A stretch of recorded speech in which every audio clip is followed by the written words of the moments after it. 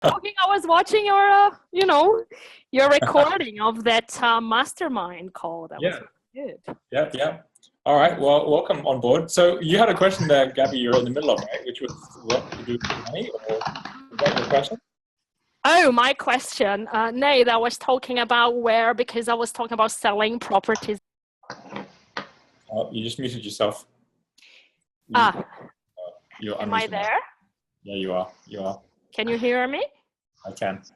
Now, I was saying because I have some properties in Brazil, and I was wondering if I should sell there and invest somewhere else, and which country that would be. And I was watching your recording about where the money is flowing in the world, and you were talking about Asia and Australia and not Europe. So I Yeah. was asking whether it would make sense to sell the properties in Brazil and transfer to Europe, or should it go elsewhere? That Good was question. Good that was question. the Well, I can question. share an answer to that on this call for sure. Um, Brilliant! Because the Brazilian people say, no, leave the money here, wait for our economy to get better. And I've been listening to this thing for the last 5 years, and it only gets worse. And then people here say, yes, sure, bring the money here. Okay, cool. Okay, all right. So look, guys, I welcome everyone to the call. What I'm going to do is, at the moment, we have Christian, we have Alan, Nishan, Amanda, we've got Marie, Gabby, and there may be a few others joining us because there are more booked in for this call, but it may also be that this is the group at the moment if the others couldn't make it on for this one. So it's recorded, which means, and Darius is hosting this call as well. And because everyone on this call is new to Crystal Circle, this is kind of a little bit of a different call because it means everyone gets a chance to introduce yourself. Half of you I've already had introduction orientation calls with, half I haven't. But we're going to make this a call which is under the same traditions as Crystal Circle, where we actually dive into biggest achievements, biggest challenges, but you're also going to have a chance to introduce yourself, and I'm going to be posting everything up as well. So before we get started, a bit of a navigation on how we're going to go. I'm going to share my screen. What we'll always do on every call is you will see that there is always going to be something on the Facebook group. This is Crystal Circle, where you can see all the Enterprise Circle calls are all in one place. We have 5 Enterprise Circles, which are different from our Emerald Circles, different from our Partnership Circles. You can find those ones as well quite easily. I know I shared in the group call we had, some of you didn't make it, introduction call, where I shared how if you actually want to go and look at any recordings for anything, easiest way to find them is you just go to the Crystal Circle group, look in photos. You'll see they're always looking like this, like Enterprise Circle, Partner Circle. So, any of our Johannesburg Live, Bangkok Live circles, they're all in here as well. Emerald Circle from September. So you could go, all right, well, this is the green, blue level, guys. If I go into something like that, you can see all the things I post, where any links I talk about, I'll put them in here as well. So you can come back to them. And you'll find always at the bottom, Darius posts the actual call itself. You can go and listen to it, see what people actually share about, what they talk about, and what we cover on those calls as well, right? So do make the most of any of those. We're doing the same on this one here on the Enterprise Circle. And so I'll be posting things on here. When you guys give me your links, we'll share them in here as well.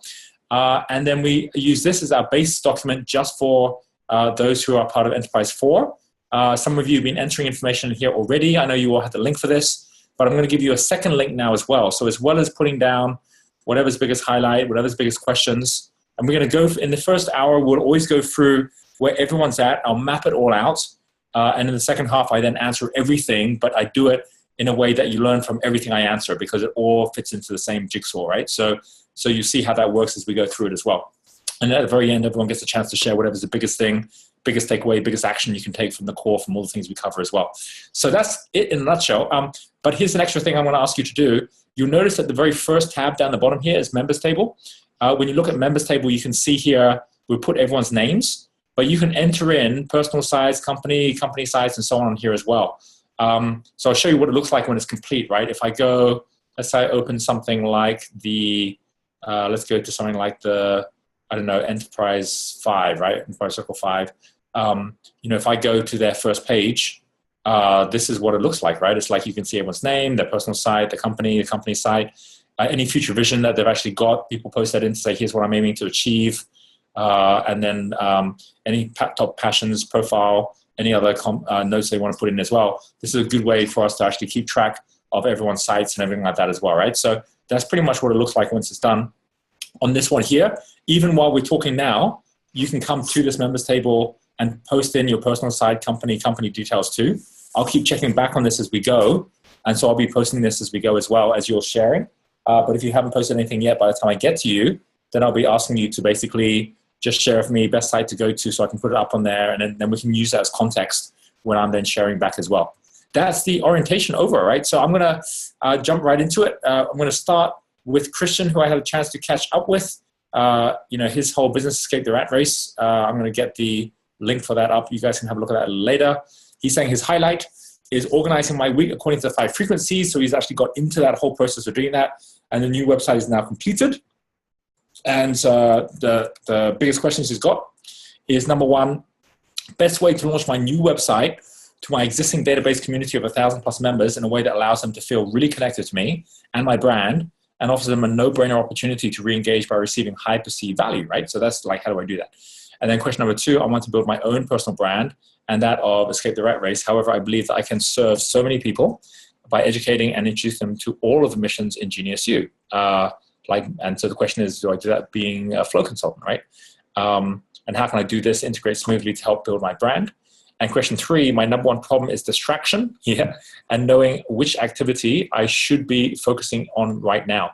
When I'm continually coming up with new ideas every day, even though my tempo, what methods, daily practices can I implement to help my focus on the one thing that will generate sales, right? So that's a good question there as well. So, okay, let's get Christian on, and I'd love to ask you, Christian, have you launched the new website right now? Or is it the same one we looked at earlier on our call? It's the same one that you posted previously. So the domain is www.etrr.online. Yep. So yeah, that's kind of there now. So it's got everything in one place, all my events, all my partners, all my mentoring programs, some affiliated products as well. So, now that I've got that, it's taken kind of 6 months to pull that together with a new brand and new look. So I just want to really launch it. And I have a community, as I mentioned, of 1,000 plus members. They're not all paid members. It's just really, how can I launch this and kind of let them all know, here we go. This is like stage 2 now. So how can I help and serve them? Because I'm sure there's plenty or I really hope there's plenty of things here on the website that can help them. What have most of the people who have actually come on board and worked with you in the past, what has been the main product they've bought from you? The main product at the moment, since the start of this year, has been the 12-month How to Start Your Own Business mentoring program. So I currently have 13 people on that program. And how much are they paying? They have paid £2,000 each for that. Okay. But I will be looking to increase that for my next launch in January. And for the majority of people who basically have come on board for the 1,000 people, have they just been getting stuff for free, or have they actually done anything as well? They've been coming along to my monthly meetup events, which is a £10 ticket. Some of them have invested in other programs. Some of them are learning to trade. Some of them are learning how to invest in property. And others, they just come along to the events. And if you were to say from now through to Christmas, especially given that we're talking about kind of like a cash promotion, if you were to actually be setting now the number, and I know we went through it, but like just so everyone knows, what's the actual pounds per month you want to be generating through this new initiative? 5,000. All right. And what would be the ideal products that you would be getting people to buy to achieve that 5,000? It really would be a combination. So I'd like to be selling lots of Genius U profile tests and debriefs. I would like to be taking another, ideally a couple of people every month onto one of my 12-month mentoring programs, whether it's the How to Start a Business or how to learn how to invest in property. And what's the price point of those right now? Pardon? What's the price point of each of those? Are they also at the moment, they're on the website for $2,395. Okay. I would, in my mind, I would like to increase that for January to $3,995 for the year. Okay. And do you have anything in between the kind of like 90 smaller price points. I do. I have there's an online course which I'm an affiliate for, which is £400 product, how to write your own book. So because I'm an affiliate, I get £79 per sale of that. I have a few other affiliated products. I'm looking, well, actually with my girlfriend, we're creating some online products, or she is more than me, how to help people, you know, things they need when they're starting their business. So how to get a website set up, how to manage social media, how to grow their own lists, things like this. All right. And with those 1,000 people you have on your list, do you know how many, like, do you regularly email them, and do you know how many open your emails? Yeah, I get about a 20 to sort of 23% open rate on the emails, and about 2% click-through rate. Okay. All right. Groovy. All right. Thank you very much, Christian. I'll come back to your questions. Cool. Fabulous. All righty. So we are going to come over. I'm going to start with everyone who's actually shared info on here. So, so if you haven't shared any info, I'll come on to you later. But if you do go in and share info, even better. And again, just a reminder to everyone, go into that members table and fill it out so that we've got your info in there. You can be doing that even while you're listening to others sharing right now as well. So next we're going to come over to Gabby, and she has got highlights. Passed my first gallery submission and will be part of a new exhibition starting today. Awesome. Cool. Got my first commission. It's a big canvas for an office. Fabulous. And had a strategy session done and started defining my market, which is great, and spoke to estate agents in Brazil and got all my properties valued for the market today. So really getting stuff together, I see, which is very cool. Oh, yeah. That's very good. Busy. Okay, good. Yeah, no, it sounds it. Okay, so top question. I'm going to ask some questions around properties because that's part of your question too. But first of all, let's just run through the questions. What's the best way to get my paintings promoted in a small budget? There are art sites that sell prints where they also offer the fan the opportunity to be an art curator. Should I have something like this on my website like this? And number two, what's the best way to start exhibiting and attracting my market? So I continue gallery submissions and the standard ways, or is there a way to parachute in? And number three, should I sell properties in Brazil, pay my debts, and invest abroad to find some cash flow to mini Gabby, perhaps invest on things related to art? So let me ask you a number of different questions. Like, first question is, with the, hang on, I'll just get your website up as well. So, what was the website again? Was it Mini Gabby, or was it? minigabby.com. I think I wrote on submissions. I wasn't sure what was, what I should write there. And I actually wanted your opinion on that site because I've done myself. It's not professionally, okay. It's not done by a professional web designer, but it's just to get me going. Okay. All right. So a couple of questions. First question is, with this big commission you're doing, how much are they paying you for that commission, and what is it for? Is it anything to do with Mini Gabby? Is it totally different? No, it's for Mini Gabby. It's a big canvas, and it's about 1,300. And so they what's how did you get that commission? How did that show up? So it was through this summer show, because I had like an open studio summer show, and they saw it during this time. Yeah. And they actually have an office near my studio, so we met eventually accidentally, and we started talking, and they were just putting their their office together, and they liked it and said, yeah, we would like a painting, which was really cool. And it was really nice because then I went there, I looked at their style of the office, and I was able to do something especially for their interior design, which is something I really want to get into, working with interior designers and people. And it was really cool. And it's not totally finished, it's half finished. And but he really saw what I've done, and he was almost in tears when he saw it. He was so happy. He thought it was really cool. That's very cool. Because it's like, I mean, and the funny thing was that I said, so what color do you want? What kind of style do you what would suit? And it seems like people don't want to be questioned. They just want you to read their mind. So he's like, whatever you decide. So I thought, okay. So I went there, and I just like used my judgment to kind of keep up with the color theme, but still keeping my style and my, image. And that was a really cool learning, to see that people just want you to kind of read their mind in a way, in that sense, if that makes sense. Yeah, totally. It does. It does. And remember we were talking before when when I got you up and you shared your story, and I gave you the story of Tracy Keller and how even artists solve people's problems, right? and how she did that for the pet market and how she ended up like just with her whole business taking off. And we were zooming into who your target market was, which doesn't have to be an art collector. It's basically about what Mini Gabby actually stands for as an icon. And you were getting really focused at the whole idea of that whole idea of freedom of expression, of working around the world, of living a lifestyle, which in itself was art. I mean, that's everything I picked up from what you said. And we talked about things like, well, why don't you actually take a group that would actually go out to Brazil, and why wouldn't you actually, go and actually give people a chance to learn art themselves while at the same time learning about a new culture, and then actually doing some street art, even if it's like on the side of a school or something like, so not illegal stuff, because that was your worry, but stuff that actually is really giving people a chance to actually show their creativity. Have you thought any more about that kind of an idea, or is there any reason you've kind of pulled away from doing something like that? I thought a lot about the idea actually, and I've researched. And I mean, the main thing for me is that it's not on my natural energy to be a teacher. So I wouldn't want to have a group where I teach. If it was like a one-to-one, if some people asking for advice, it would be different, because that's the way I learn. I learn from doing and also by talking to people that are doing.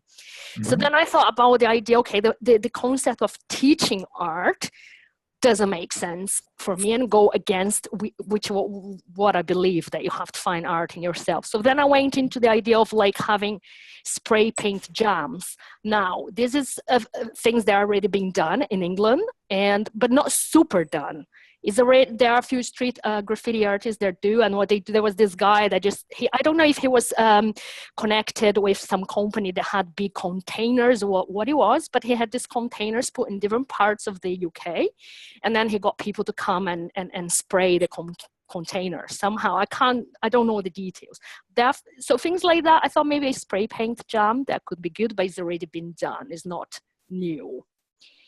So I'm going to pause you for a minute, right? So these are all things to do, but my question was about your target market, right? And what you could actually create an experience for the target market. So let's get back to that target market. Okay. Is it still the target market is someone like Gabby? Is someone who actually is a woman who is basically looking to, like everything Mini Gabby stands for, is that free person to go out and actually do things around the world. And you wanted to travel and you wanted to have that experience of doing that. Isn't that right? Yeah, totally. I mean, for my first passion would be to tour with my paintings, doing exhibitions all over the world and touring with my product. That would be my first passion, to include the traveling, to the lifestyle. Yeah. I think. Yeah. Does that answer your question? Does that make sense? Nope, it doesn't. It's what you want to do. I'm talking about you as your customer. I'm trying to get to your customer. Who is the person who's going to buy your products? Because if we can get inside the mind of your customer, you'll sell lots of products, right? Right. Okay. I'm with you. So a couple of weekends ago, I went to London just to see the two art fairs, which were urban contemporary art. The people that buy that kind of art tend to be the sort of people that are really into interior design or interior designers that have that kind of like loft, urban East London feel. And that's all Mini Gabby would really look great in the art fair, not out of place at all. The type of person that would buy that kind of art is people that care for architecture and interior design, because they wouldn't put a nail on your wall and put an art piece there if you didn't care for the ways the thing look. And is the sort of person that buys a designer sofa, not just a functional, comfortable sofa. It's someone that cares about the environment and the image and that kind of thing. So I think being in this art fair really made me help understand that those people, which are people like me, but with more money than me, would probably buy Mini Gabby paintings, so it was like the Monaco art fair and the other art fair that I was. That's kind of like the base, the foundation, I think. There was a lot of cartoon, character, pop, urban, contemporary art there. Similar stuff. Okay. So that is the sort of person that would buy the painting. But of course, a lot of pop artists, they go into branding, and then you're talking about fashion, which is still the same person, but is someone that it will pay, that worries about the way they look and the way their clothes look, instead of not necessarily just by the way that their walls So at look. this point, where are you selling? Where are you actually selling? Do you sell anything off your website, or not really? Not from here, right? I haven't got an online shop yet. I have only sold through the summer show. I've there is another exhibition happening starting from today for a month. Are those exhibitions, when you go onto are those exhibitions successful? Do you manage to make good sales at those? So is it starting today, the exhibition? So I don't know yet. So that's my first proper gallery exhibition. And it's in Cornwall, and it's not totally, it's just a mixture of all kinds of art. It's a nice gallery, but it's not totally focused on my niche, because there's a niche what I'm doing. And so it's just very broad. So I'm just going to give it a try, because I'm in Cornwall and I have to start here. It's quite difficult to get into these galleries in London, because the challenge is that you have to pay rent. I know. Yeah, I know. Yeah. Okay, so that's not your answer. It's not to go through galleries, but basically, let me I'm just taking questions so I can get an idea of where you're at. Let's just give you one more question, which is around the property side, right? So on the properties, you got them valued. Are those properties making you money right now? Are you getting rental from them? Yes, they all have tenants. I get rent, and the rent has gone down in the last 2 years because of the crisis in Brazil. And 1/3 of the rent is going into paying debts and is not improving. It's just like, staying there, not actually growing. Do you actually get income out of it? Do you still get income per month that comes from it? Yeah, that's what I'm at the moment making a living. What's your in pounds? What's your monthly income you get from the actual properties? Is around $4,500. Okay, and maybe $4,700. I don't. Yeah, kind of. Okay, is that the net after paying mortgage and everything else? There is no mortgage. None of them have mortgages. One of them has some like debt issues, but not really. Let me get my I have everything written on my financial audit, which I sent to you. Is all there. Okay. No problem. I didn't have that open right now, but we'll go through that on the session. But I still want to answer your question today and just give everyone a bit of a sense of what my answer would be on something like this. If you go and sell them all, like based on your valuation, and you take the cash instead, what's the total amount in pounds that you'd be able to realize from those properties? Oh, I'll have to look at my financial audit. So I thought about starting with You don't have a number. If you don't have a number right now, then it's okay. But if you had a number, then it would actually give me a chance to tell you whether I think. So I have like one big property that was valued at $2 million Brazilian dollars. It's all with the conversion. So let's just put a number for now, like £700,000, for example. Okay. All right. Okay, cool. All right. So $1 million, for example. Okay, I'll keep it in pounds for now. All right. But I'll come back to that answer, and I'll explain why I'm going to answer it the way I'm going to answer it. I'm going to talk about strategy as well in terms of key things to start really building what you're doing and where you're going, right? With me, Gabby. Okay, cool. Fabulous. Thank you, Gabby, for that. All right. Thank you.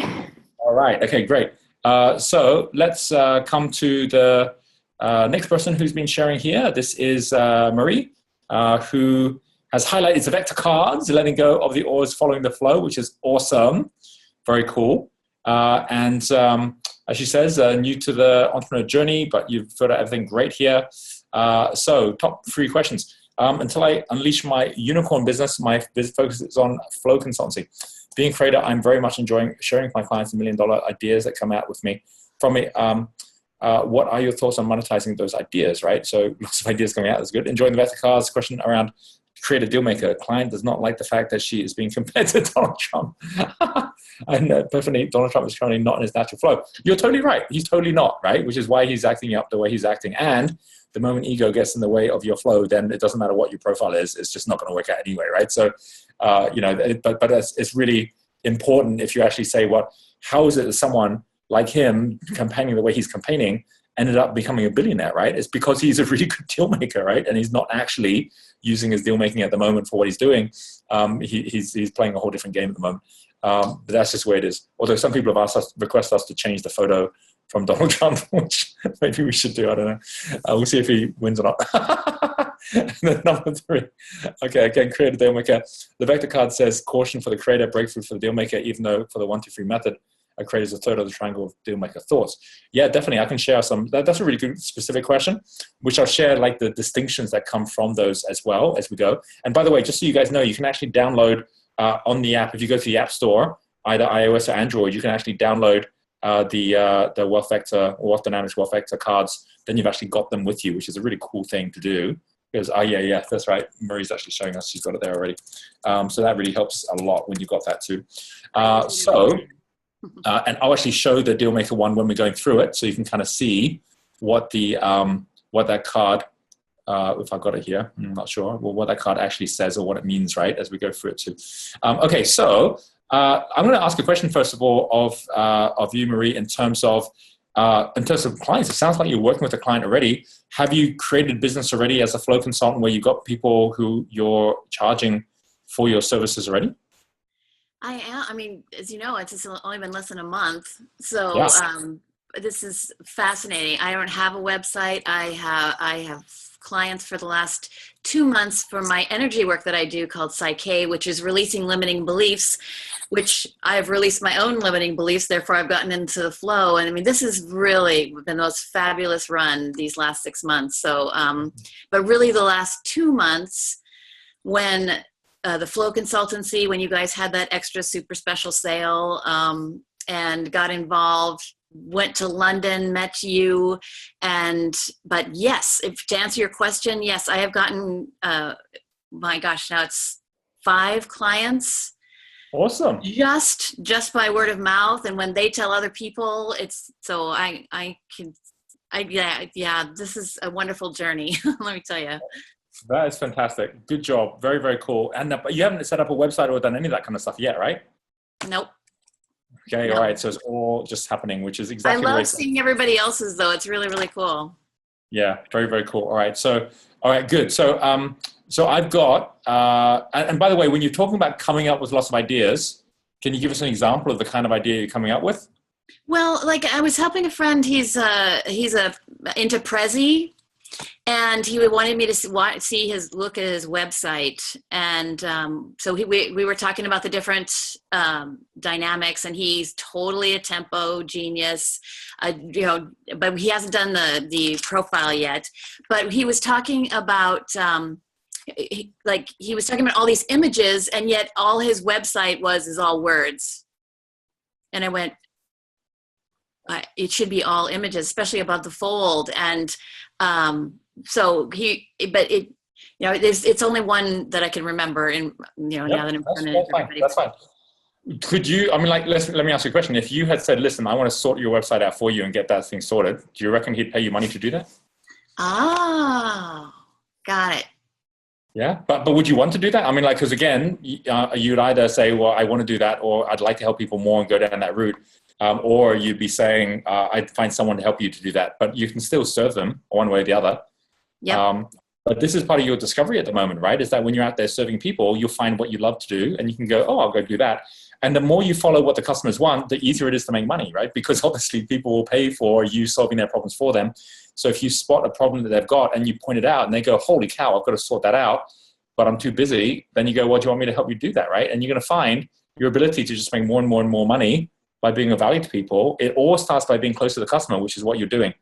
Too many people do the opposite. They start with their product and they try and get people to buy their product when that same customer they're talking to actually would be desperate for them to help them do something that has nothing to do with the product, but they never ask the question, right? So I will always ask that question. If I'm working with someone that I really want to work with and I'm offering certain things that they'd say no to, then I'll say, well, what is your biggest problem that you're actually wanting to put money towards or put time and effort to solving, right? What's the biggest thing that actually is your biggest problem right now? They'll always tell you, right? Because people want to share what their biggest problem is and share it. And it might be something totally different, which is like, well, my car's really dirty. And if it was just clean, I'd be able to be happy with it, but it's freaking me out right now. It's like, I'll go clean your car for you, right?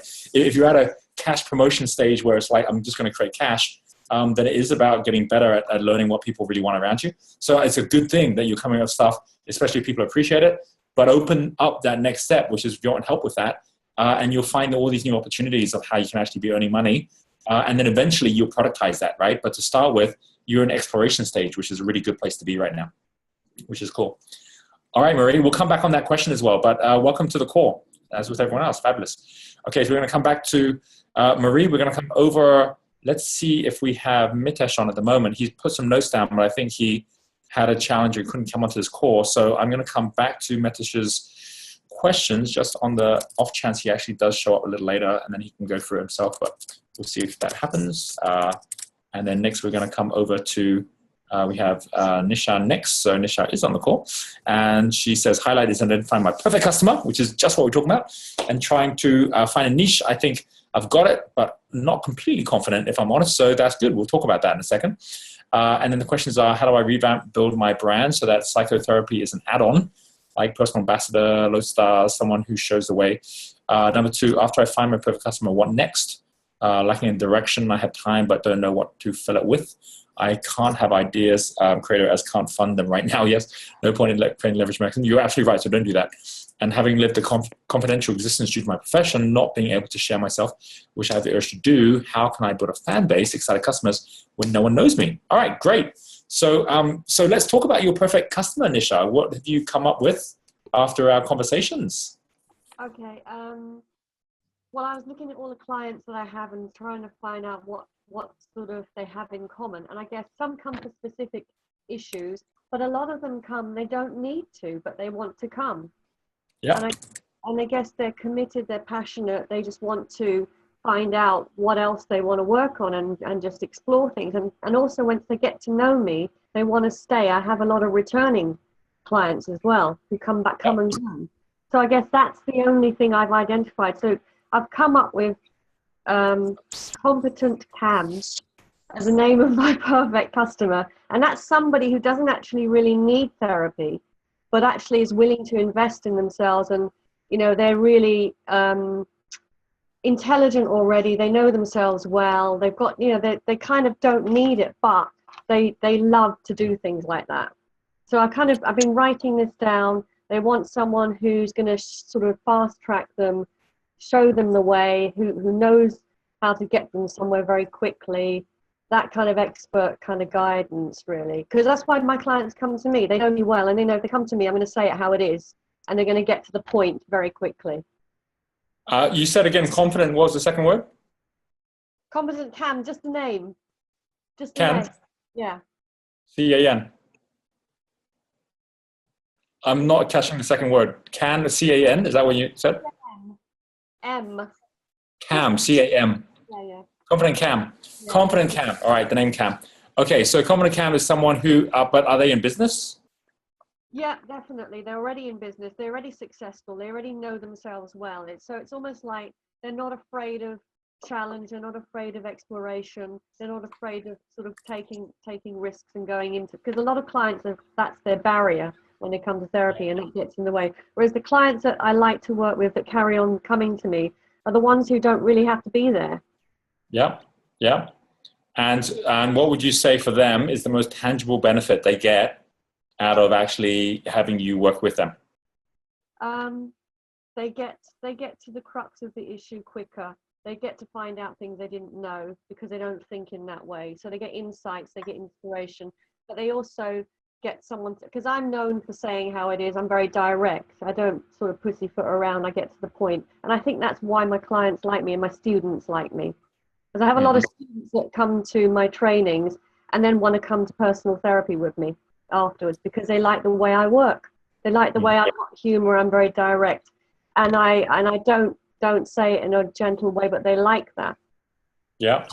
So it accelerates their progress of where they want to go, or their clarity of where they want to go. That's what they're getting out of it. And they want to be saving time and want to be getting to a high level. So they come to you for that reason. Yeah. Okay. I don't even know if that's a need. I don't know. Okay. Have you heard of the entire hacking community?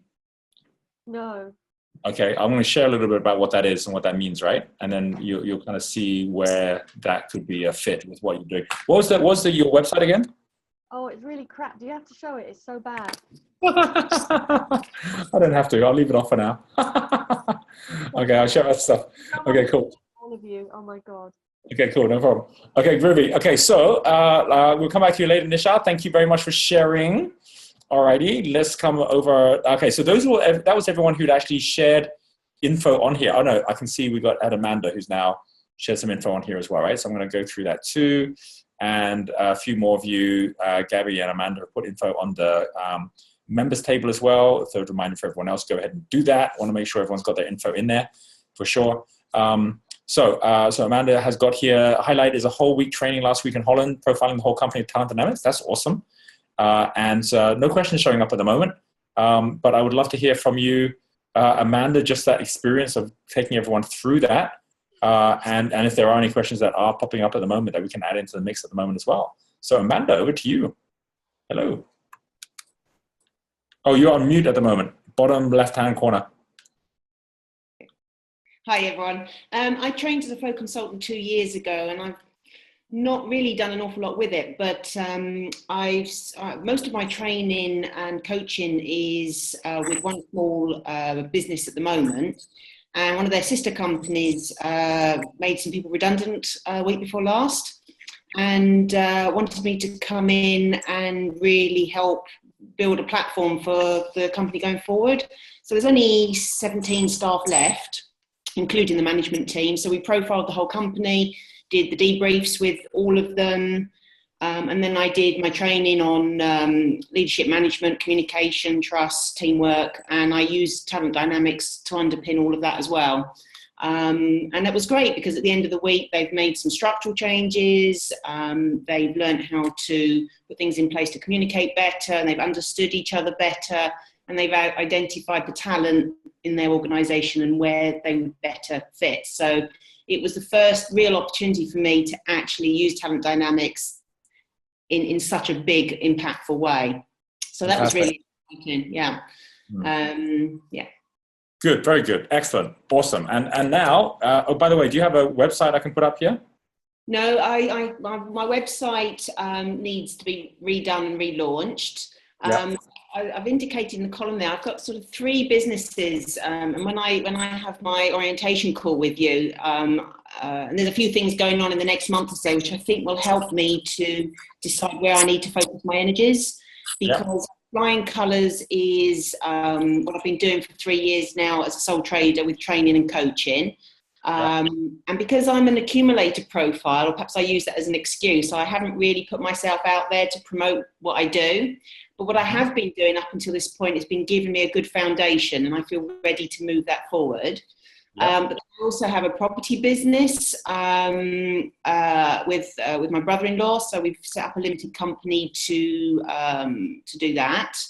And also I've been working freelance with a business partner who owns a business called Altogether, which is a careers service, guidance service in schools.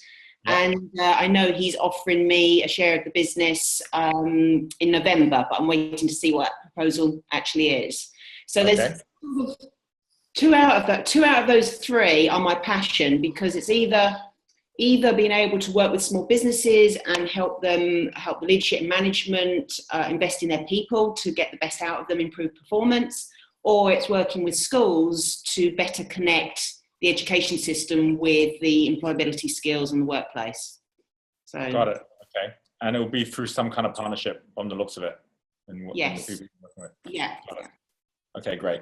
Fabulous. All right. We'll come back to you, Amanda, just on that whole point around what you're doing to build your identity. Okay. Which is great. And then the final person I'm going to come over to is Alan, who is on the call. It hasn't written anything down here at the moment. Don't know if that is because you couldn't get in or you just weren't sure what to write in. But either way, I'm going to come up to you, Alan, and I'd love for you to share whatever's biggest highlight of what's been happening and biggest question you got right now. Hello. Okay, hi guys. Great to be on the call. I must be honest, I've got to go on top of technology a bit and get access to the spreadsheet. So I do apologise for that. I will endeavour to really get on top of it. Being obviously very busy in the property business at the moment, too busy really for what I want. I did have visions of setting up a letting agent. We've got about 100 rooms, and it'd be good to have a letting agent to actually deal with those 100 rooms. And if we're going to go through the process of setting up an agency, why not do it for other investors as well, other landlords? But I'm not sure now whether that's what I really want to do, is to throw all my energy and resources into setting up a letting agent. It doesn't float my boat. It doesn't really do much for me. The whole purpose of me getting into property was really a means to an end, to actually get me out of accountancy, out of a full-time job, and to give me, if I can, a passive income. And it's half passive now. I'm probably spending, I could get it down to about 2 days a week shortly, which I'm really confident about. So it's worked in that sense, but I don't particularly want to stay in property. I don't mind doing the odd conversion and maybe the odd flip, but really that's not what I want to be going forward. And so I'm really looking for inspiration now about what I want to do. I've got loads of energy, I've got loads of enthusiasm to do something. If it's global, that's great. And I'm just hoping that being on this mentor program, hopefully by the time I get to the end of it, I've got something up and running that I'm happy with. Have you taken the purpose test and the passion test yet? No, I haven't. Okay. All right. That's going to be a good place. That's a good place to start. I'm going to give you some links for anyone else who hasn't done those things as well. Yeah. Okay. Thank you. Go. All right. Okay, Alan, we'll come back to you. Awesome. Fabulous. Thank you. I'm going to show you my screen now, guys, and let me go through what I'm going to run through with you. I have actually been busily writing things as we've been going. As you can see here, I've written some notes down. Oh, let me just make sure I've got Mitesh's notes as well. So here is Mitesh. Where is, oops, I spelled that wrong. Okay, hang on a second. Mitesh. Here he is. Okay. So Mitesh has said questions. All of our best ideas require us to build a community, and we don't know where to start with this, right? We have ideas that have already been launched in the market, ensure viability, and our most compelling question is, which ideas do we choose, and the ideas that we have. Now, so this whole aspect here is what happens when you're not close enough to your customer, right? It's like, well, I don't know what to do because I don't know who my customer is. So, so Mitesh, that's going to be very much around, how do you build community? What do you know about your customer? So what I'm going to do is I'm going to provide everyone some building blocks and some first steps to get going. Because what you notice here is we've actually got here as well, kind of like a number of different Y1s and one Y2. And this is all linked right back to the levels at yellow, because we're really focusing at yellow to move into yellow level, where the 3 steps at yellow level, Y1, yellow 1, is identify your identity. It's about who are you such that everything you do makes you a better version of you. Because if you're trying to do lots of things or you're getting tail wagging the dog, you're chasing opportunities, you're doing the wrong thing and you're never going to find out who you are. Someone like Richard Branson is constantly doing things that fit the criteria of what it is to be who Richard Branson is, right? Now, Warren Buffett will always keep on doing things that make it consistent with who Warren Buffett is or who he's becoming. I will make sure everything I do is consistent and focus at who I am and what I'm all about as well, right? So a word for this that Buckminster Fuller uses is integrity. And integrity is kind of an interesting word when it comes to business, but the reality is that integrity is like just in architecture, like on a bridge, integrity is having the pieces of the bridge that all link with each other in such a way that the bridge stands up, right? So you want to make sure everything you're doing is linked to one thing, and that one thing is your personal brand, right? So that's the number one thing you need to actually get clear to start with. And I'm going to talk about why that's important and how you do it. And most of you who are like, how do I even make decisions on what I'm going to do? It all comes down to identifying identity. Now, this number one step, which is what we're going to start focusing at first, it then leads on to the second one, which is mastering your market, who are my market? So, when you've actually got someone like Christian who says, well, I know who I am, and people already know me for that as well, which is why they're coming my way. That's what creates attraction. The second thing is then, well, but what is it that they most want, right? And at the moment, he's not sure what they most want. So he's got to figure out what it is they most want. In Gabby's case, she's got an identity, but it's not yet clear to people what that identity is. So she's still having to go out to try and sell her products. When someone gets her identity, like the person who called her and said, I like your stuff, just do something for me, she gets business, right? When you've got someone like Marie who's now going out, telling her friends, telling her network that she's got an identity, which is she's supporting people, serving people through products, but it's someone else's products, it's our products. It's always good to start. You actually can take 3 elements here. I create a little triangle here. Then you got the 3 elements, which is your personal brand, which is your identity, right? It's product brand, which to start with, use someone else's product. You don't need your own product to start with. because trying to create a brand new identity with a brand new product and a brand new company, it doesn't make sense. Or even use someone else's company to start with, but build your personal identity, and then you can start evolving the products people really want once you get to know your market. So think of identify identity as your North Pole, master your market as your South Pole, right, which is your customer. Then you get attraction. If you know your customer as well as you know yourself, then you can't help but make money, right? And then the third one, monetize your moment, is a bit like wrapping it all up in an electric coil, right? And then creating that electricity, which creates flow, right? That's electromagnetism. And monetize your moment is actually creating a promotion which then goes out and makes money for you, right? And every one of you, we want you by Christmas time to be running really good promotions that are making money, but no point starting a promotion if it's not already 100% focused on who you are and what your identity is as well. So let me just walk through what that actually then means as we kind of come through to each of these steps in terms of how Christian has decided on his identity, how can we make it even better, and how each of you can get really clear on that as well. And then how that then links. Michelle's kind of like yellow 1, yellow 2, because she's got an identity she needs to change, because it's very much at the moment all about being a psychotherapist, right? Being in psychology. So like, how do you actually change that? And I'm going to share that. How would Amanda get really clear what it is she's actually most interested in? And the most important thing in all of this is being really clear that there's a way that you actually create an identity where you are already positioning yourself in number one, right? Number one position. In fact, what I'm going to do is, instead of like big writing here, I'm just going to make a whole bunch of notes here. Number one position in your particular area that you're most enthusiastic or most interested in, and you go and start really looking into that, and you start creating a community around that as well, right? So, and I'm going to share with you the 3 different types of people you want to be collecting around you as you go. But first of all, let's just walk through identity, right? So if I come to Genius U, then on Genius U, I kind of point you to very direct resources that are going to be of value to you. The first one is going to be kind of like a checklist. That is a really key checklist that you follow. Oh, wow, there's a whole bunch of stuff getting posted on here at the moment, and that's interesting size drawing there. Oh, okay, here we are. I'm too big here, so let me make it smaller. We have now revamped Genius U, so there's lots and lots of cool posts and things that are going on at the moment that people are posting on really cool info and stuff on here as well at the moment. What I'm going to be going to is the missions here, and on the missions, we have got one specific mission, which is this one here, which is the place to start. This is the orange to yellow, which is all about yellow level thinking. If you haven't gone through this, it's really worth walking through what it is to be yellow level, right? Which is where you've got a position in the game. So instead of going there trying to create a game, you're actually going and like saying, right, I want to go play the game now. And then you can actually get connected up with this. And you'll see as you go through this, the very, very first step of yellow level is next levels. And these videos are actually really useful because they actually give you the key concepts behind here. But the most important thing on here is going through this assessment, which actually allows you to get really clear on your identity. I'll make this a bit bigger again.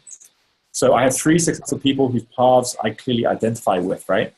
The reason this is so important is once you know what that is, it changes your identity of who you are. So I'll give you a very tangible example of what happened to me. I do this every 7 years or so. And when I did this in my early 30s, I had people on that list, like, one of them was Richard Branson, right? Another one was Steve Jobs, right? And my third one was Bill Gates. They were all creators. But I saw that they were all successful entrepreneurs, and they were all pioneers and creators in their field, and they created movements, each of them in their own way. And I said, that's what I want to do, right? So by me knowing that, and then reading up about them, following them, seeing what they wrote, I was able to see what they all had in common and what was kind of uniquely different about who I was as well.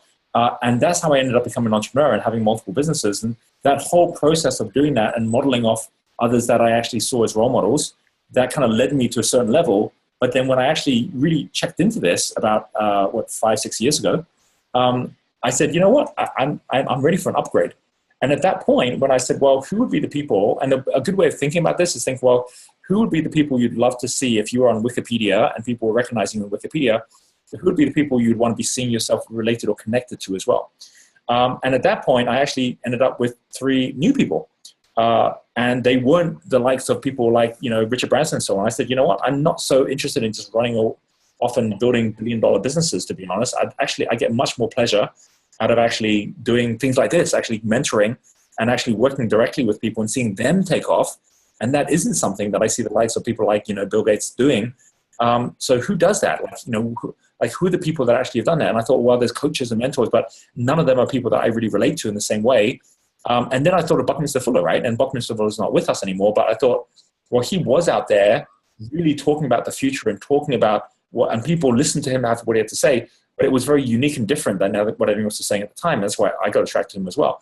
And I thought, well, he would definitely be someone who would be a person that I would love to identify with, right? And it kind of gave me chills when I started thinking that, like, what if one day I was like remembered at the level of someone like a Buckminster Fuller?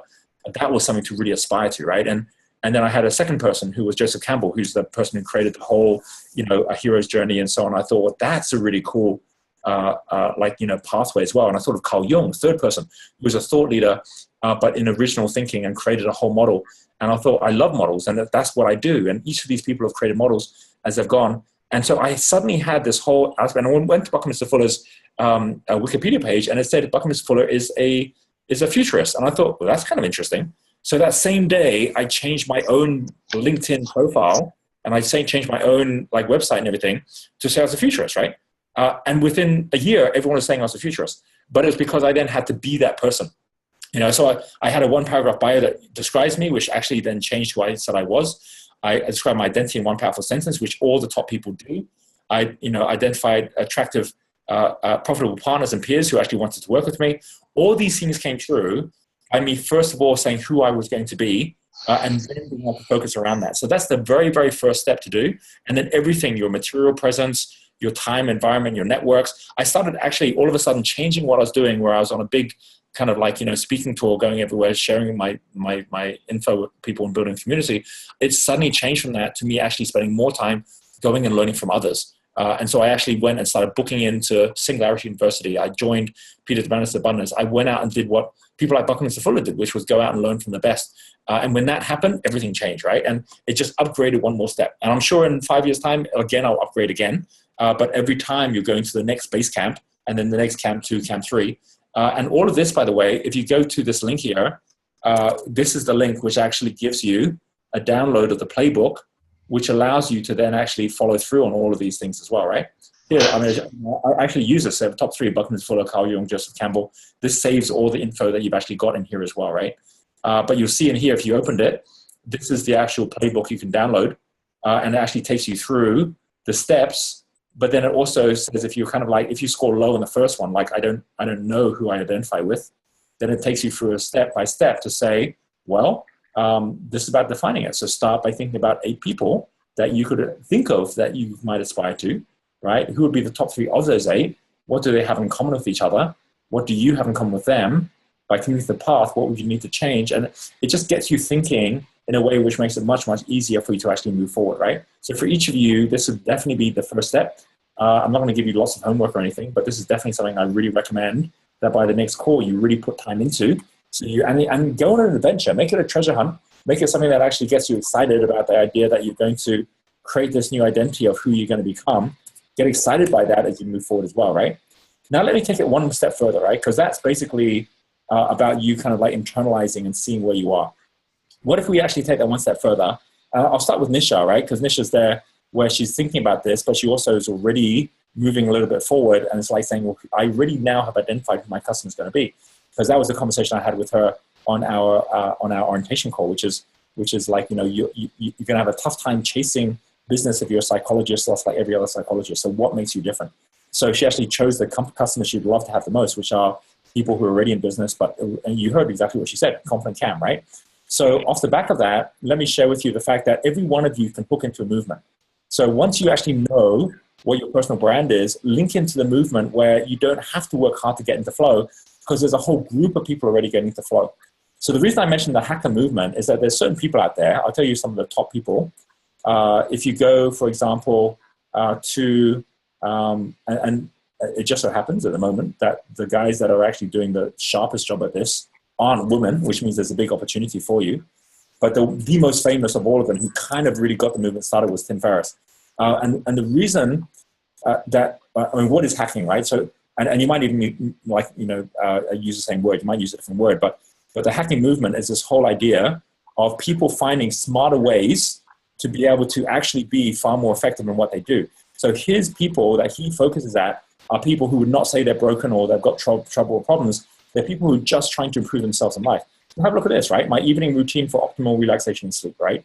And he actually says, here's what I do, here's how I do it, right? And he has lots of people writing comments, he's got all these like different things that he posts on a regular basis. He's the one who wrote the 4-Hour Work Week and the 4-Hour Body and, the art and science of learning anything faster, where he's actually going through. So hacking is the idea of doing things faster or doing things in a more efficient or effective way, right? So it's kind of like finding the quick ways to get to things.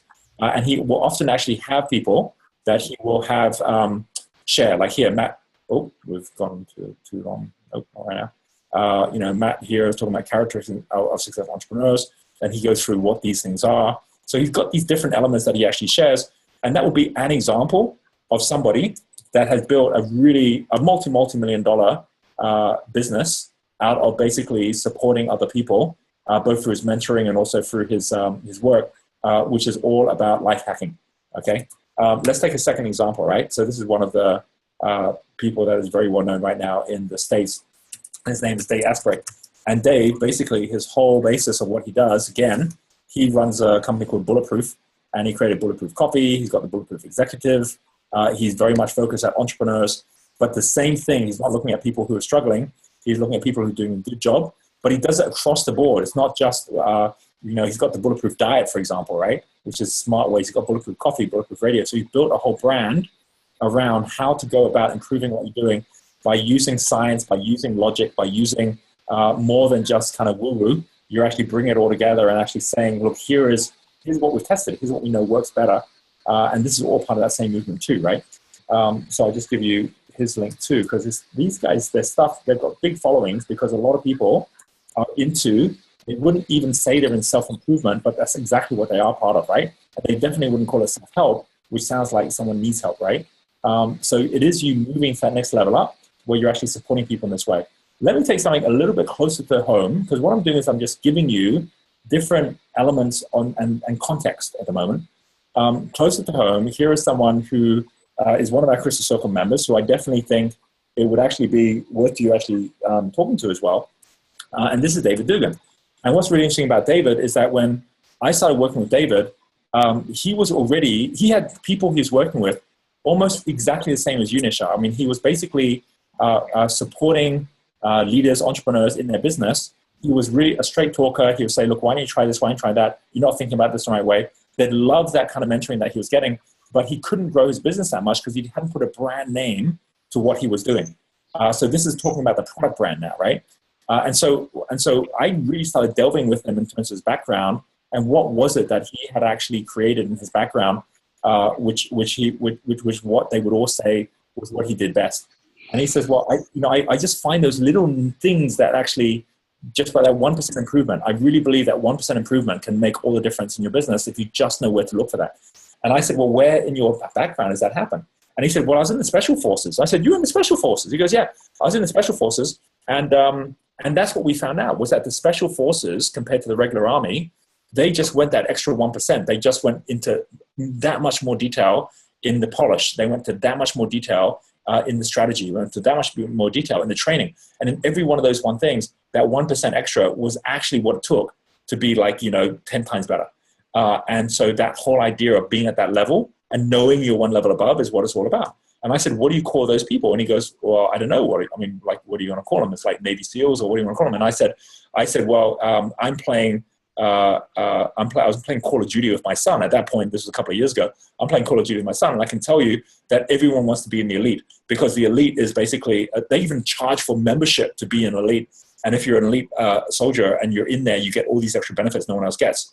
Why don't you set something up like the Elite 500, right? So he actually did exactly that. He set up his Elite 500 mastermind with a vision of having 500 entrepreneurs who are at that level. He's now turned his business to a multi-million-dollar business now, because people want to be part of the Elite 500 mastermind. When they come to, he's using things like wealth dynamics and so on in here as well. And then because he was looking at this next level up, he then said, well, where would I go, given that I'm a supporter profile and I don't want to be out there creating all this stuff, where would I go to find the people who'd be the right people? And he said, well, they're probably already in business, which means they're going to have a lawyer or they're going to have a bank. And so he went to the local guys he had. He went to P&W. He went to Stephen & Mason's, which is the lawyer company. He went to Westpac, which is the bank. And he said to them, do you have a bunch of people who are running their business where you would love to give them some value add to improve their business, improve what they're doing by getting to know themselves better and becoming a better leader? And every one of them said, well, yes, we would, right? And he says, well, do you want to organize a lunch meeting or an evening meeting with them? And I'll come in and I'll share for free what I'm doing and how I can help them. And if you see value in this, we'll roll this out, right? And when we actually share with them, I'll give them an opportunity to have a one-on-one with me where I can see if I can help them in some way. And if there is business to be made out of it, well, that will be it then helping you as well as helping me to do that. So they agreed to that. He gets all his business through these partnerships where he actually goes in, he does a talk, he gets people engaged, the people who want to do more with him, then book to have a conversation with him. He then goes and meets them in their office. From that, it then turns into a mentoring program where each one of those mentoring programs, he's charging between $1,500, $1,500 per month and like $3,000 per month, right? So he's making like $36,000 for one of these clients, or $2,000, $20,000 over the year for a client. So it's good money, it's working well, and it's working because, so he's at green level going to blue. Like everything he's doing is about building the team now because he's got too much business coming in. But it's the same thing, which is that he's gone for the same market that you're looking for. Now you say, well, I'm not a business coach, right? Which is fair enough, but you can still basically be a leadership coach or a leadership mentor. And you could actually be even taking something like what David's doing and bring that into your own business. And the fact that you're a psychologist actually leads you down that path where you're actually able to build it. Okay, I'm going to give a final example, right? Because these also link to some of the rest of you in terms of knowing, as we go through these calls, that there's many people in our network that are really worth connecting with. So David Dugan is one who happens to be business round. Here's a second business person here who's in the UK, so it makes it even easier. So Fluid Business, now here's how a mechanic has done it. So Dave is a supporter, right? And here is a mechanic. And on this one here, right, here's the whole team here.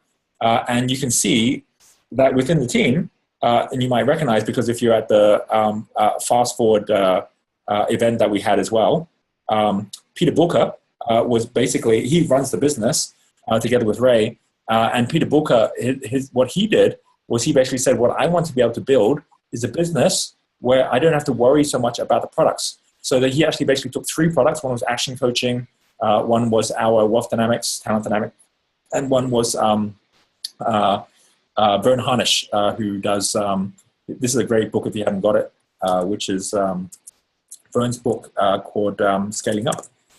Vern Harnish set up EO, or YEO at the time. And then he basically created something called, the Rockefeller Habits, which became then Scaling Up, which is basically how to build a business at green level. So his whole focus is on building this kind of a business. And so he has coaches and trainers, but they're only focusing on that one thing. What happened was Peter said, I'm going to focus on all 3. And so now his business also is like he's making £2 million this year off his business. And that's again because he's actually not had to worry so much about the products. He's gone out, found the best products that are available, brought them all together, and then said, I'm going to be able to provide the services to you, right? Now, and that's again someone who's doing on the business coaching side, but actually building their own personal brand, which is Fluid, which all links into Flow, separate from anyone. And we're all happy that he's selling all our products while he's then making all the money he's making as well. So partnering in, I know quite a few of you are partnering with us. We want you to be successful because then that allows, more and more people to use our tools as well, right? So I'm just going to give that link in here because you can actually be linking to either of these people. I'll actually put in their links here as well. So here's David Dugan, right? So David Dugan's company. So he'll know I posted this because you'll get a notification, the magic of Facebook. So I will post that here and that way you'll know. And if you actually are keen on connecting up with him, you can do that straight on Facebook even. And then there's also Peter Booker here, who I'll just get his link here. And I'll say, this is Peter's business as well. So first things first, be looking out and saying, right, well, I'm going to go out. And by the way, this is all kind of like for filling out your, who do you actually align yourself with? And if you say, nope, I don't align with any of those kind of people, but I still want to go out there and I want to support leaders, then another person that you could actually connect up with is Radka, and I'm not going to go into her details because you met her at the Fast Forward. She was one of our change makers, and she's in Eastern Europe who flew out for this one. But her whole, she's been in Crystal Circle now for like 4 years, and she started from zero, and she's now also got a multi-million-dollar business that's come directly out of all the work that we've done on Crystal Circle together, right? So she's now focusing more at women leadership. She's focusing at individual leaders. It's all about authentic leadership, which is the brand name we came up with together, which is about your product brand, right? So that's her product brand, is authentic leadership. And what it means is inclusive leadership, everyone being personalized in what they do. So let's say that first step, you go, okay, I get it. I'm going to go out and do some research and find the right people. What are other ways other than getting on a call like this and kind of tapping into my brain to actually get out and get into information, right? And I'm going to show you how you do this in a way that you can really have fun with it over this next month and really build your identity as well.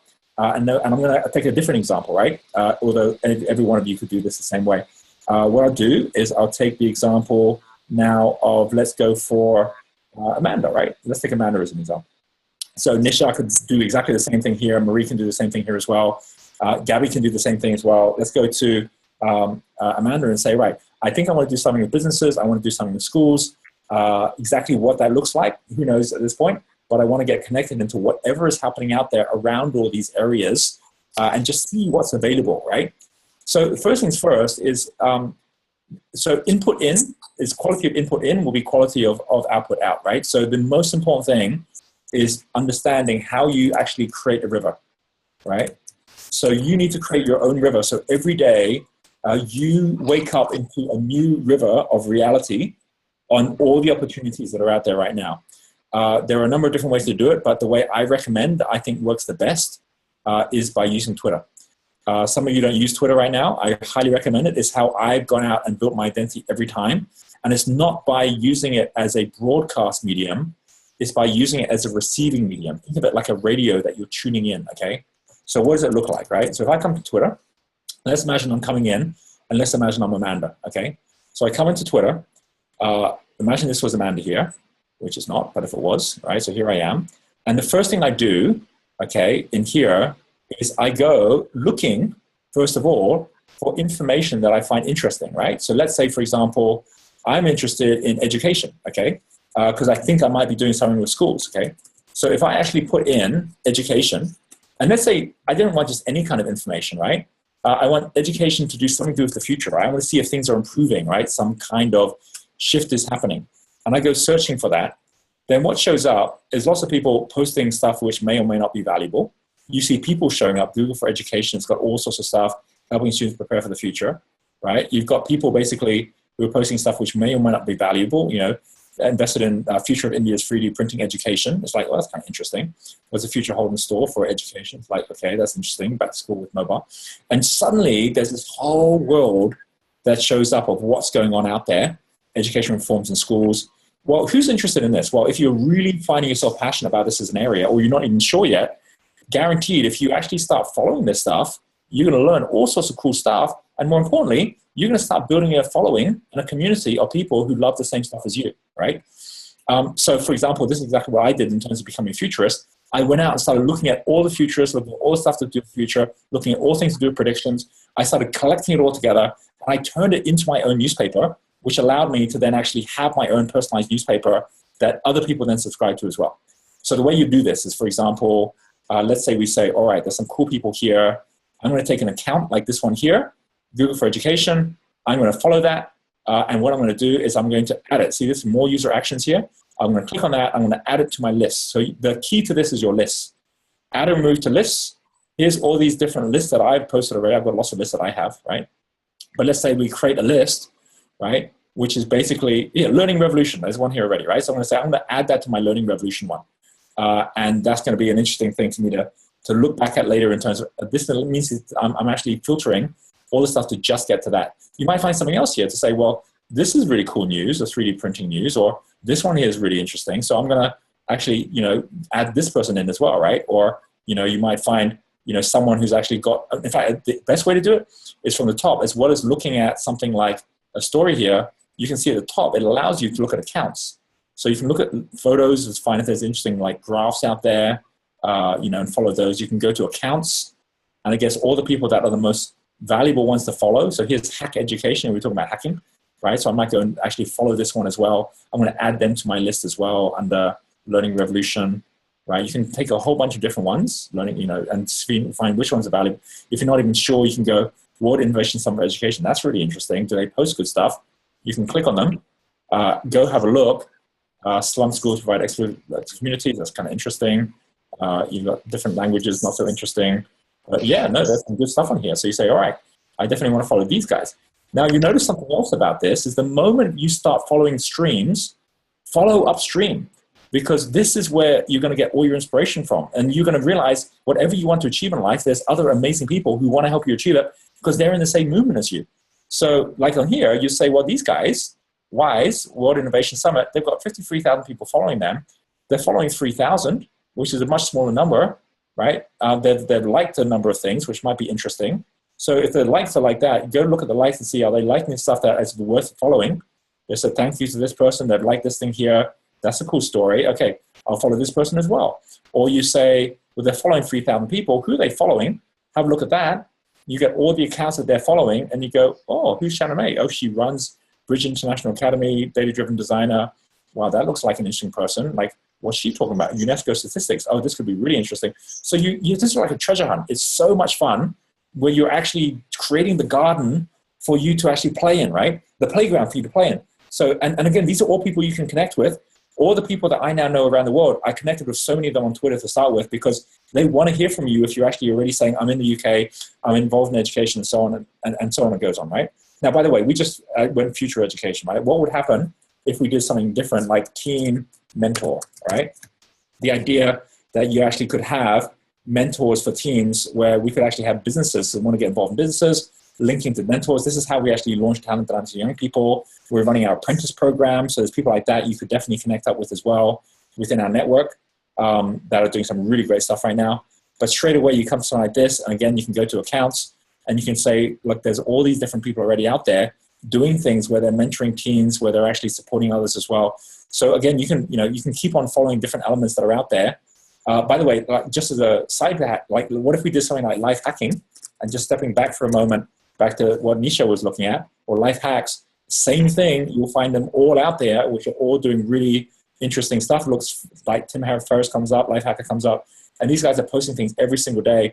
So his Bulletproof Copy, the people I just mentioned are all showing up here as well. Here's Brian Elliott, who's someone who's actually now doing things for Bulletproof Copy. Brian Well, and he's out there. He's interviewed me. He's interviewing others out there as well. Like the world is so small the moment you realize that all of the change makers are all connecting to each other already. Now, let's say you've done all this, right? So you go, well, how do I use this information? Well, you can go back. I just added a few people in to Learning Revolution. So I go back to my page, and this is all recorded, by the way, so you can come back to this recording anytime. I'll come back to my page. I'll go and look and see my lists, right? So here's my list.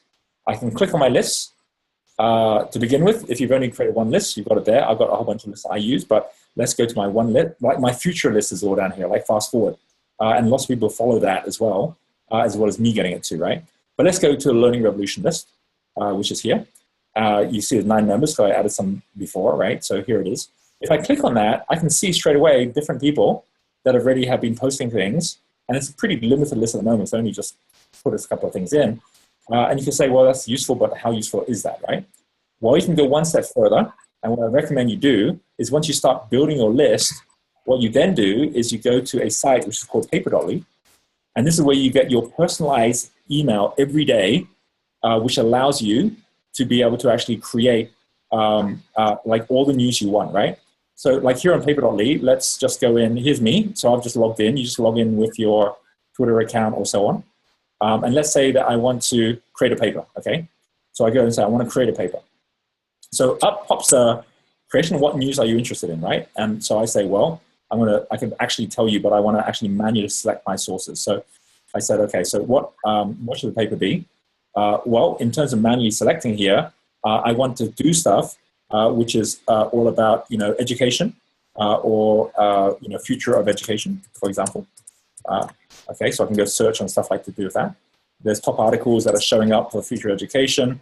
There's tweets, 100 tweets mentioning it. It's like, yeah, I want to add those to my paper. Top articles, yeah, I want to add that to my paper. You got like, Google for Education, people like that. Well, these are people I've actually invited in already, right? So maybe I can go back and find those people. So you can go here, all options from your Twitter account. Click on that one, and it goes through and it says, well, what do you got in your Twitter account? You got basically, all of these different, your tweeted links, your like links, your timeline links, all these different sections, which are like, here we are. Here's the Learn Revolution. This is your list. So you can now add that to this as well. So all those people will now show up in here as well, right? And then you might actually say, look, as well as future education, I want other stuff in here as well. I want things that are to do with team mentoring, right? So like, are there things on that I could look at? And so up again pops, team mentoring, there's things on there. We can add those in, articles that are on there as well. We'd like to have those. There's again a whole bunch of people you can have. You can add all these different things, pages, Facebook pages. You can actually show up and add people in here too from Facebook, right? So you can get the idea. And then you might actually say, something like, like I want school, innovation, right? Like different things that are happening, innovation in schools. I like to see what's the latest things going on. You can add all these in here as well. So once you get all these in, you go, right, I've got all these elements in, then you say, okay, I want to create my paper now. Okay, and off it goes, creating my paper, and I can change the title from Roger James Hamilton Daily, but it's going to have a bit of a think about it, and it really doesn't take that long for you now to have something personalized. And you see on the links on the left-hand side, you can actually do things like, say, send it to me every day, or send it to me once a week.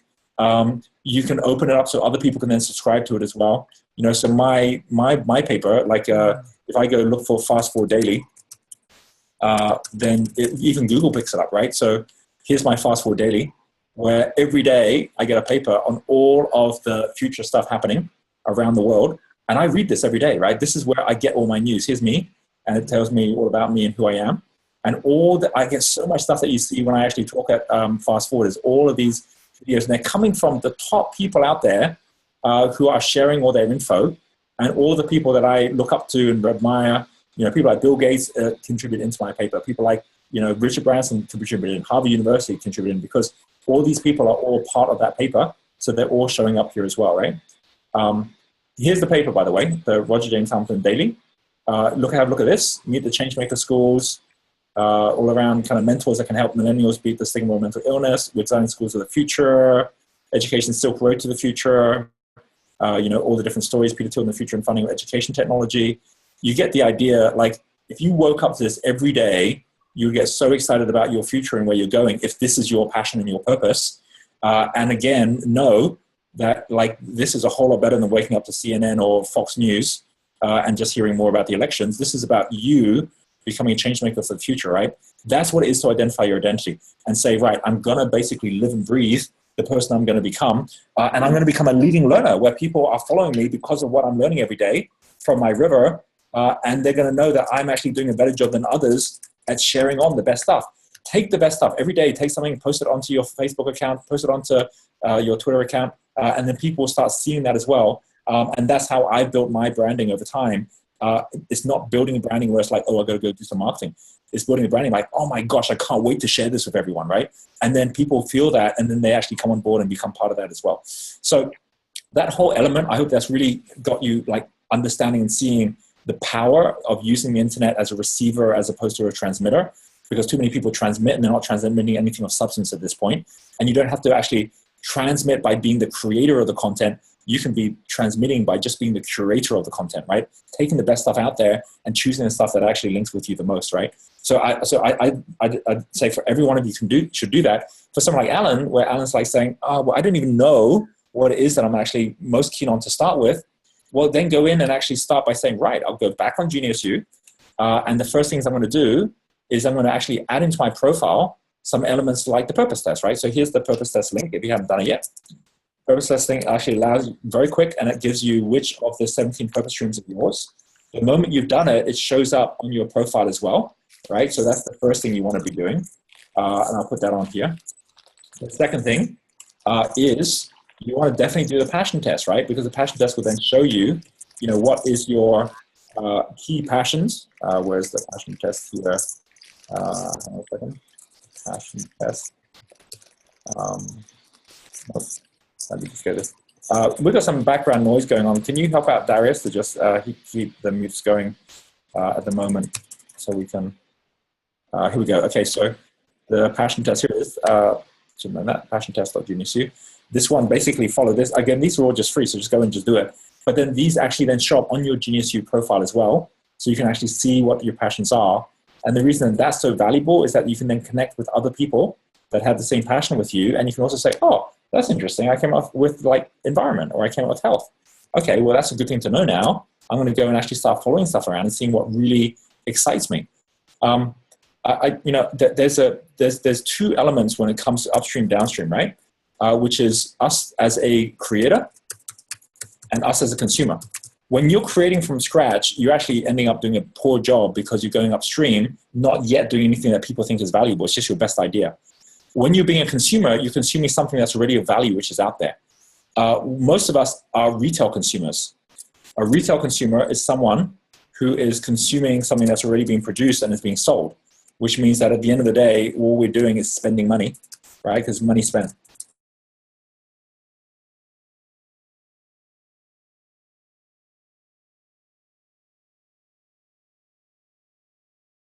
Time, right? And you're paying money for it, right? Just like you pay for a pair of shoes. But it's not money spent, it's money invested, because you're going to make money with that money, okay? And so this is consuming at a different level.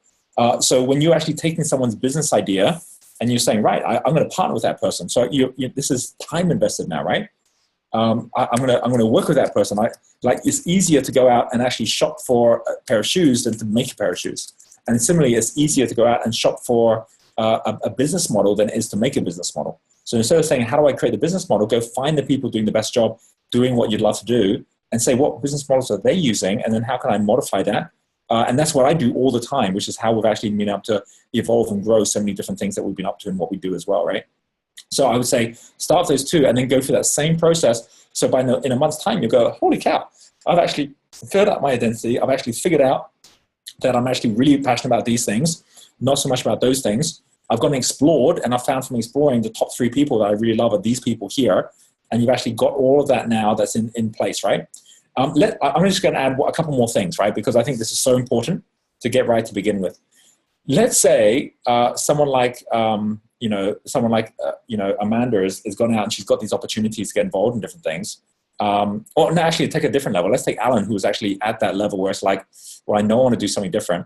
Let's say he actually realizes, geez, you know what? What's really cool about property is that property actually is in a whole disruption right now, and there's smart homes that are showing up at the moment, and there's people who are actually talking about smart homes, and it's kind of interesting how the whole technology is going, and Elon Musk is now launching things with smart homes. Like what is he doing there? And let's imagine that Alan goes down that pathway, and he's like saying, is this the place for me to be? Okay, so what he'd do is he'd go and let's say he finds out like someone like Elon Musk, smart homes.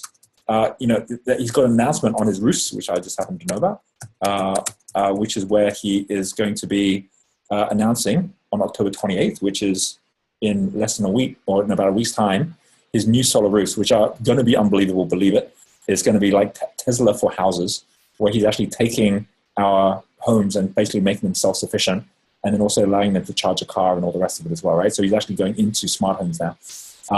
So you've got that kind of a thing that's out there and happening. And then let's say you say, well, what are the things that are happening, in smart homes at the moment?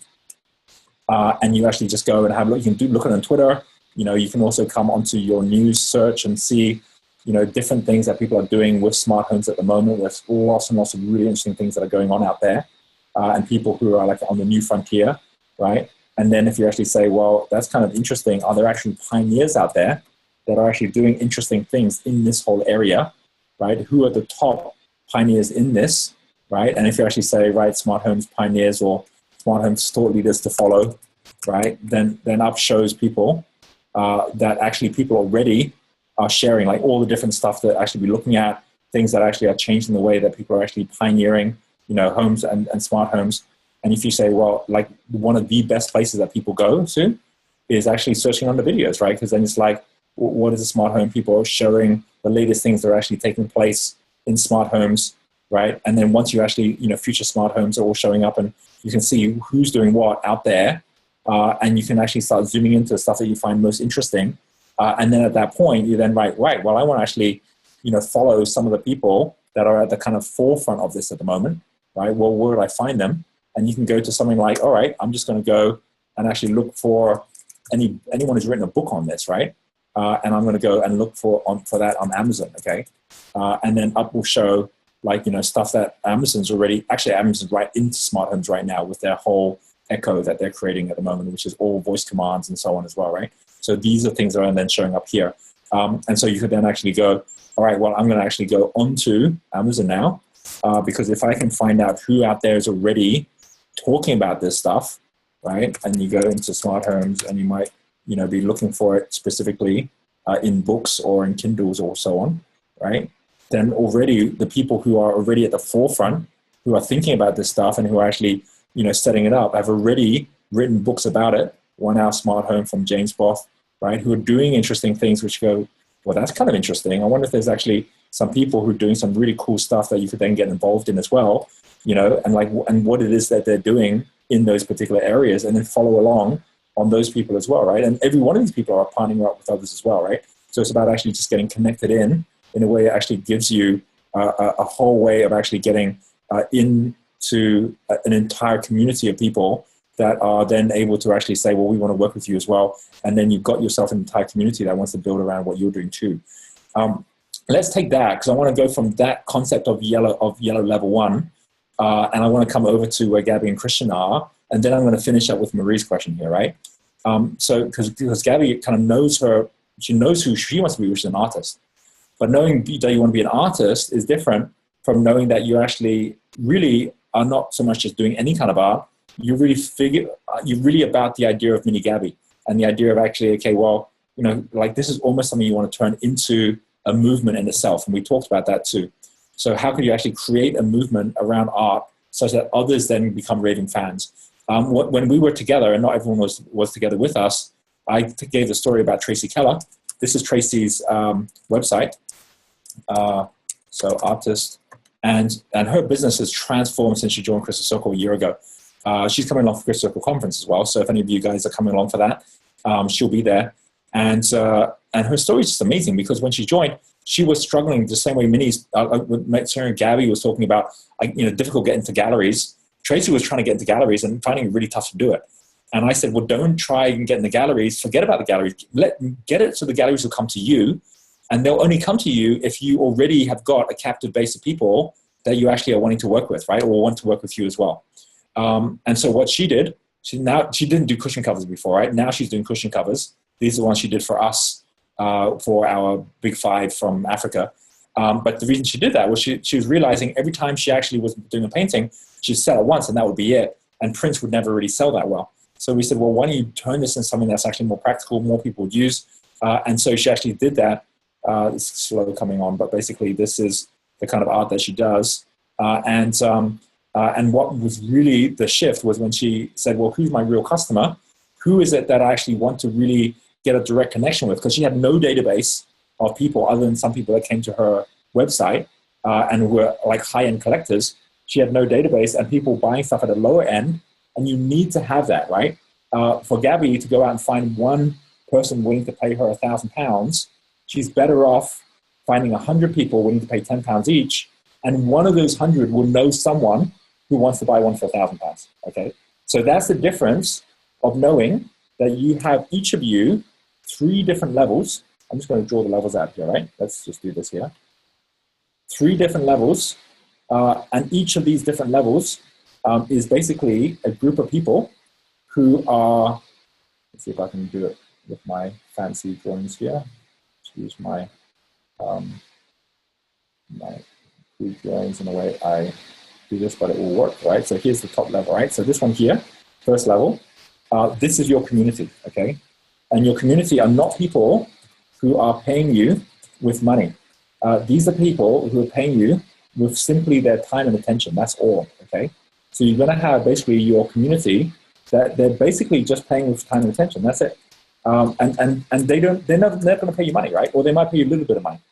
But the community, if you get a good community that you're building and is growing, that community will then attract a group of people within it who are at the next level. And these are people who are your qualified prospects, right? And your qualified prospects, right, are the ones who are now paying with time which will then lead to money, okay?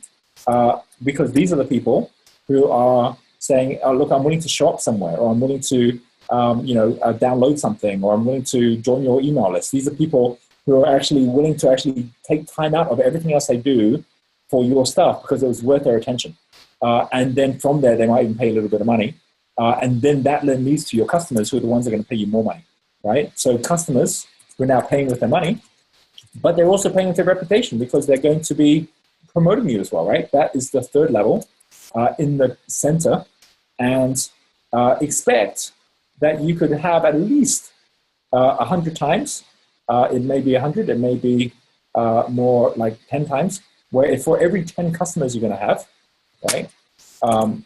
For 10, or let's just call one customer, for every one customer you have, expect to have at least like 5 prospects, and expect out of the 5 prospects to have, at least like, 500 in your community, right? Maybe that's a bit too much, maybe let's call it 100. But even so, it means that you really got to say, well, how do I get 100 people really interested in what I'm doing such that one of them will become my customer? And why is this important today? Because you can't expect people to just give you their attention today. People are already too busy. So you better make sure you've got them being recommended from people who trust you, are recommending to other people who don't know you, and there will be that trust which actually leads on to the next level. So we do that within what we do. Like every year we'll have about 20,000 customers within our company. But we're talking about like multiple $1 million in where we're at, but it started small. And when we were small, it was still, like, 100, 200 customers at the very, very beginning when we started. And we'd still have a much, much bigger community. But right now, out of 20,000 customers, our actual community size at the moment is over 1 million, right? So 20,000 compared to 1 million in terms of all the people that follow us, all the people that are out there. Our actual prospects, who are the ones that aren't just the ones that are out there, but the ones who are now members and working with us on Genius U, which means they're giving time into a platform that they wouldn't otherwise do, that's like more like 500,000, right? So that's growing bigger. And now that 500,000, 20,000 of them are customers right now. So that gives you an idea of the fact that you need to scale up at one level to get to the next. So what can Gabby do, right? So Gabby can say, well, I'm going to actually start building up, this whole idea of someone who is out there, really sharing a story of expression of who I am, of where I'm going. And so for her to do that in the same way what Tracy did, was Tracy said, right, I'm going to use Facebook because I don't need people to give me more time. If they're already giving time to Facebook, I'll show up on Facebook. And what she did was, instead of just posting her stuff, what she did was she said, right, I'm going to go out there and I'm going to post, I'm going to set up a promotion and a plan. And she called it a dog a day. She actually targeted her. She realized that the number one target market to begin with were dog lovers. And there will be lovers who had pets.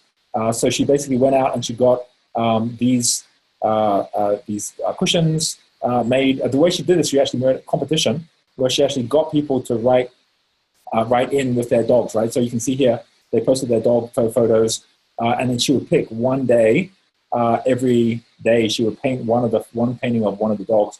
And she actually stopped this promotion after, and she did it using WooBox, which is basically a competition out here.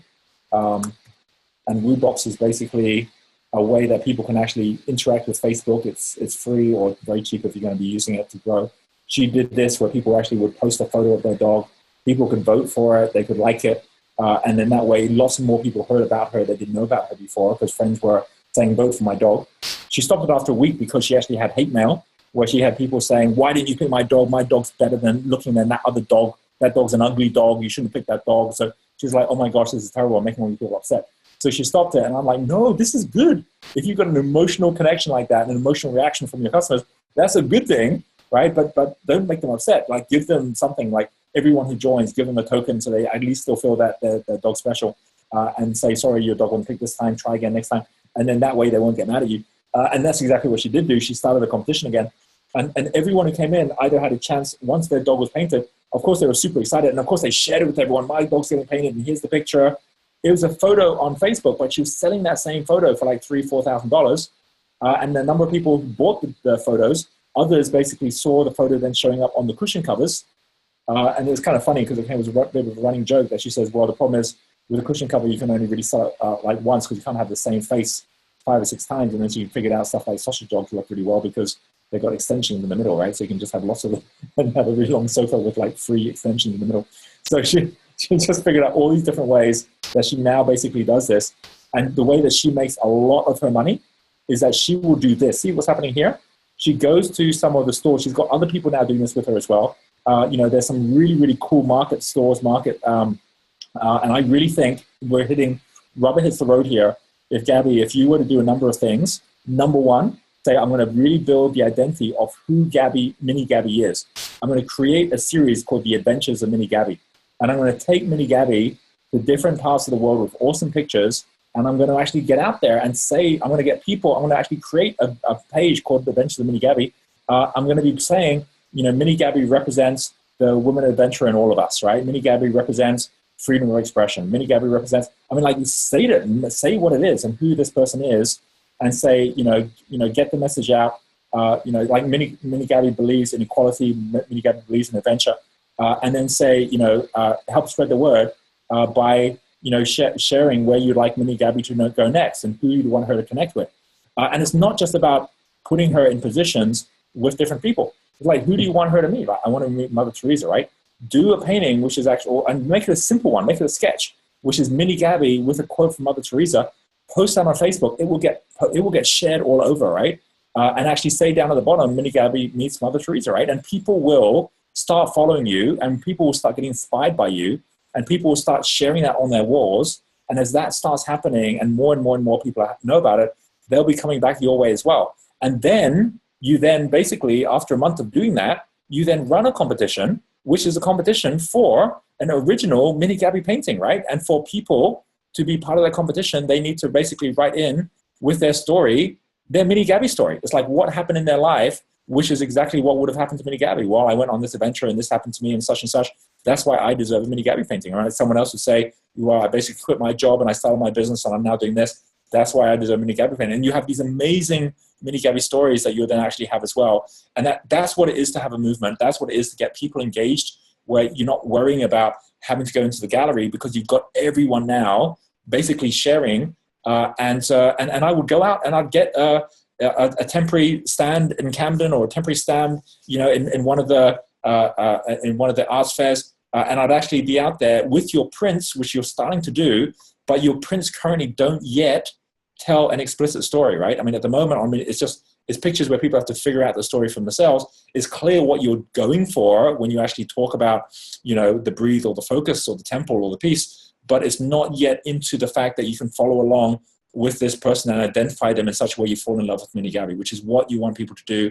Then everyone's going to want to have their own original. They're going to be sought after because you're standing for something which in itself is a movement. And the movement is the liberation of the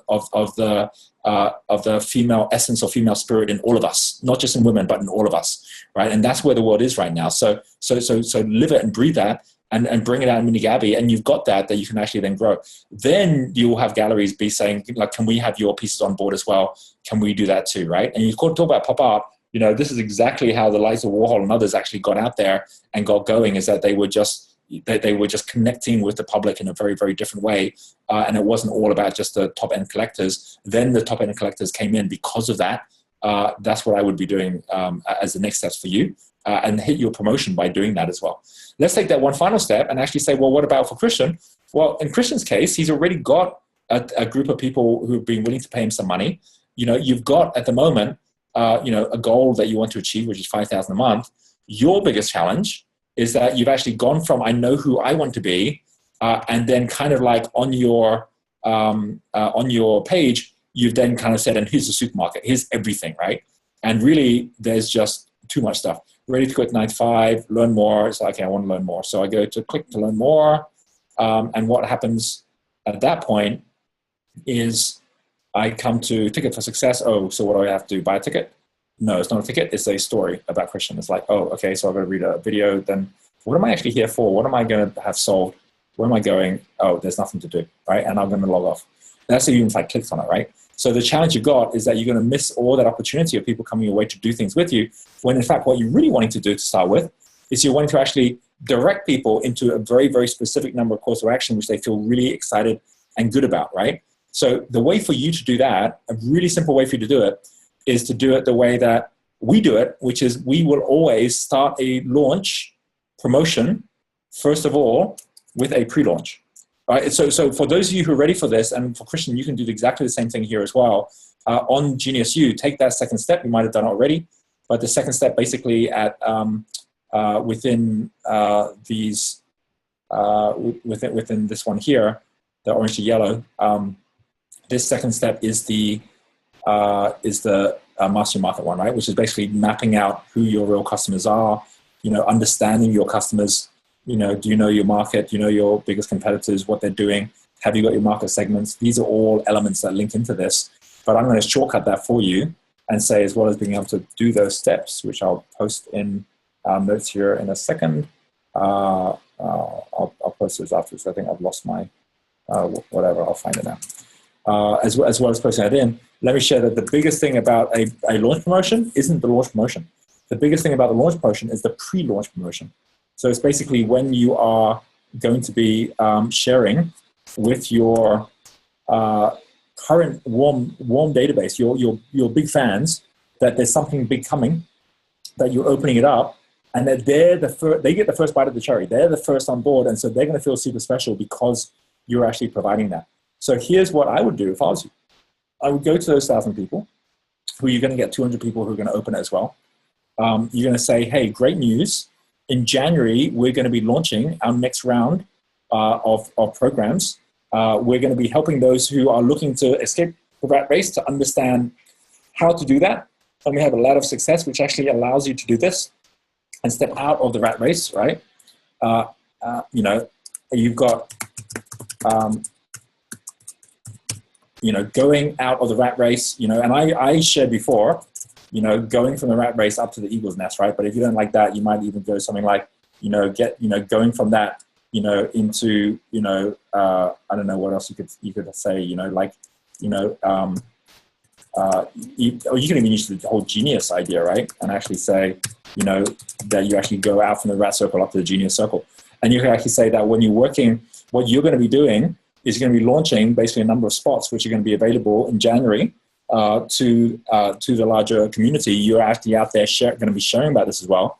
But over the next 3 months, you're actually going to actually have a pre-launch of some of these programs, and you're going to be inviting a number of people to come and join you on those programs. And you'd like to get those people already who are on your current database to let you know, which one of these things are the things that they would actually most want to be a part of, given that they're very, very limited. And you're going to be having a conversation with them on it.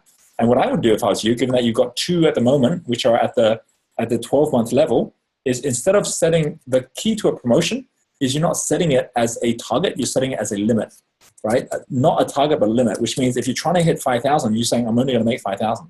I'm like, do it that way around, because if you do it that way around, you could then say, right, well, I know if I get someone on 12 months, they're paying me $2,395. So if I basically say, I'm only going to take 2 people per month, that's it on this program, right? Or you can even say between now and Christmas, you're only going to take 5 people max.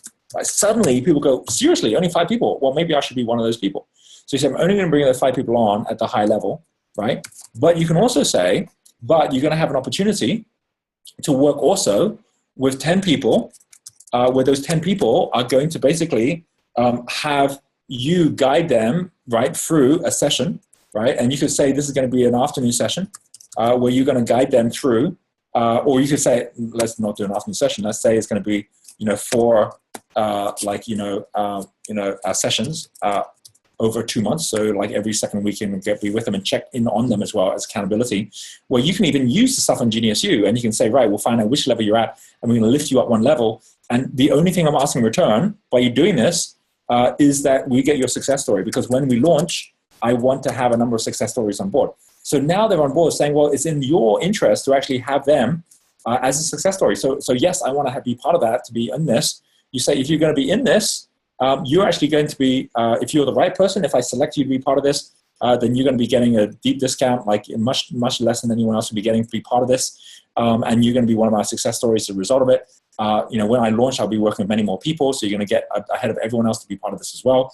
And basically book in for an interview. So, because when you send out something to people and you actually say that, then people will book in to say, yes, they want to be part of that, because they're not even saying, yes, they're going to do it yet. You're seeing if they're the right person to work with you.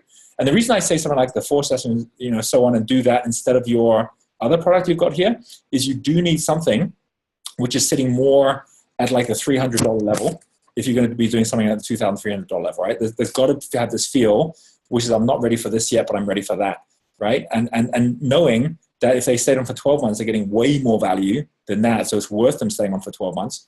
But if they aren't yet in a position to do that, they'll come on for the 300. And if they do that and you fill up those 10 spots, you'll find some of those people as they're going through saying, I want more of this. They're the ones who will then upgrade anyway to get to your 12-month program. But that means you're effectively got these 3 levels that you're actually working at.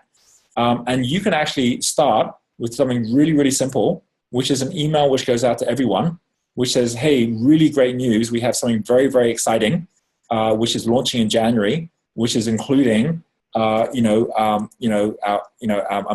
full launch of all the different programs to help people get out of the rat race. If you are someone who's looking to have a massive shift in what you're doing, please click on one of the 3 below, as I have pre-launches that I'm actually doing with those that I care most about and those already who are on my list. That includes you as well. So number 1, to get involved at an early stage, at the base level. Number 2, right, to have my personal time to support you to get a success story ready in our pre-launch before we get started. Or number 3, to be the first to hear about my top level program where I'll have a personal conversation with you to share with you what it is. When you just do that, you're giving someone a chance to click on what they're most interested in. And when you click on the first one, that will then lead to your email going out, say, hey, thanks very much for letting me know you're looking for the base level. Here's the good news. We're actually going to be launching with our Wealth Dynamics programs. I'd love to have you take one of these up. I've got 20 of them right now, and I'd like to give you one of them. Click here to accept it. That just happens automatically, and you have people buying that, and you just build that into something that becomes really compelling as the first level. But you're only giving that and giving the actual offer to someone who already has become a prospect. They're already saying, this is worth my time. I'm clicking on something here. So you're going back and rewarding them for that. Someone clicks on the second one and says, actually, I'm really interested in having some of your time. It's like, okay, well, there's a way that we can work together. Click here to set a time with me, and I'll explain exactly how it works. Again, they're going to click on it if they're interested. You've now got that qualified lead. You get on the call. You say, I'm going to share with you, what it is that I'm doing. But first of all, I'd like to find out for you, what's your biggest challenge, where you're at. Add value and build value in with them. So they go, wow, you really know your stuff, and this system looks great. I say, well, then let me tell you what I'm doing. And then you get then into that. And you'll find that 50% or more of the people you speak to will book in for it because they're just looking for that slowing down of time to building up a trust, right? To actually have that conversation with you. And the ones who go for the top level, great. On those ones, straight away, instead of even getting them to book in, send them an email, say, look, I'm going to be giving you a call and I'm going to be telling you about what this is all about, and really give those guys personal service because they're the ones that are most likely to come off the 12-month. And then when you have a conversation with them saying, here's what I'm doing, I'm not even out marketing this, I'm only inviting certain people in who are really showing an interest in being a part of this. You are one of those people. Let me ask you, how committed are you to your success this year? Get them to sell to you why they want to be part of your top level thing. Then share with them what the great thing is that you're doing with them. You'll fill those up as well, right? But the good news is, to get to your 5,000, even if you just got 2 people coming at your 12-month through this process, you'd already get there. But you're actually really now using your list in the right way. And by actually going out with that kind of a message, I think you're going to have great results by the time you get to the next month. If for any reason you don't, well, then we're going to learn some new stuff as well, right? Because everything's about either earning or learning. And I know, Christian, you already know about a promotion plan, so use one of those. I know if you're going on a business accelerator, which I hope you are, you'll follow through on that and you'll have it anyway. But the fact you've already got a warm list of people makes it much easier for you to do it. Just make it even warmer by getting them even more excited as well.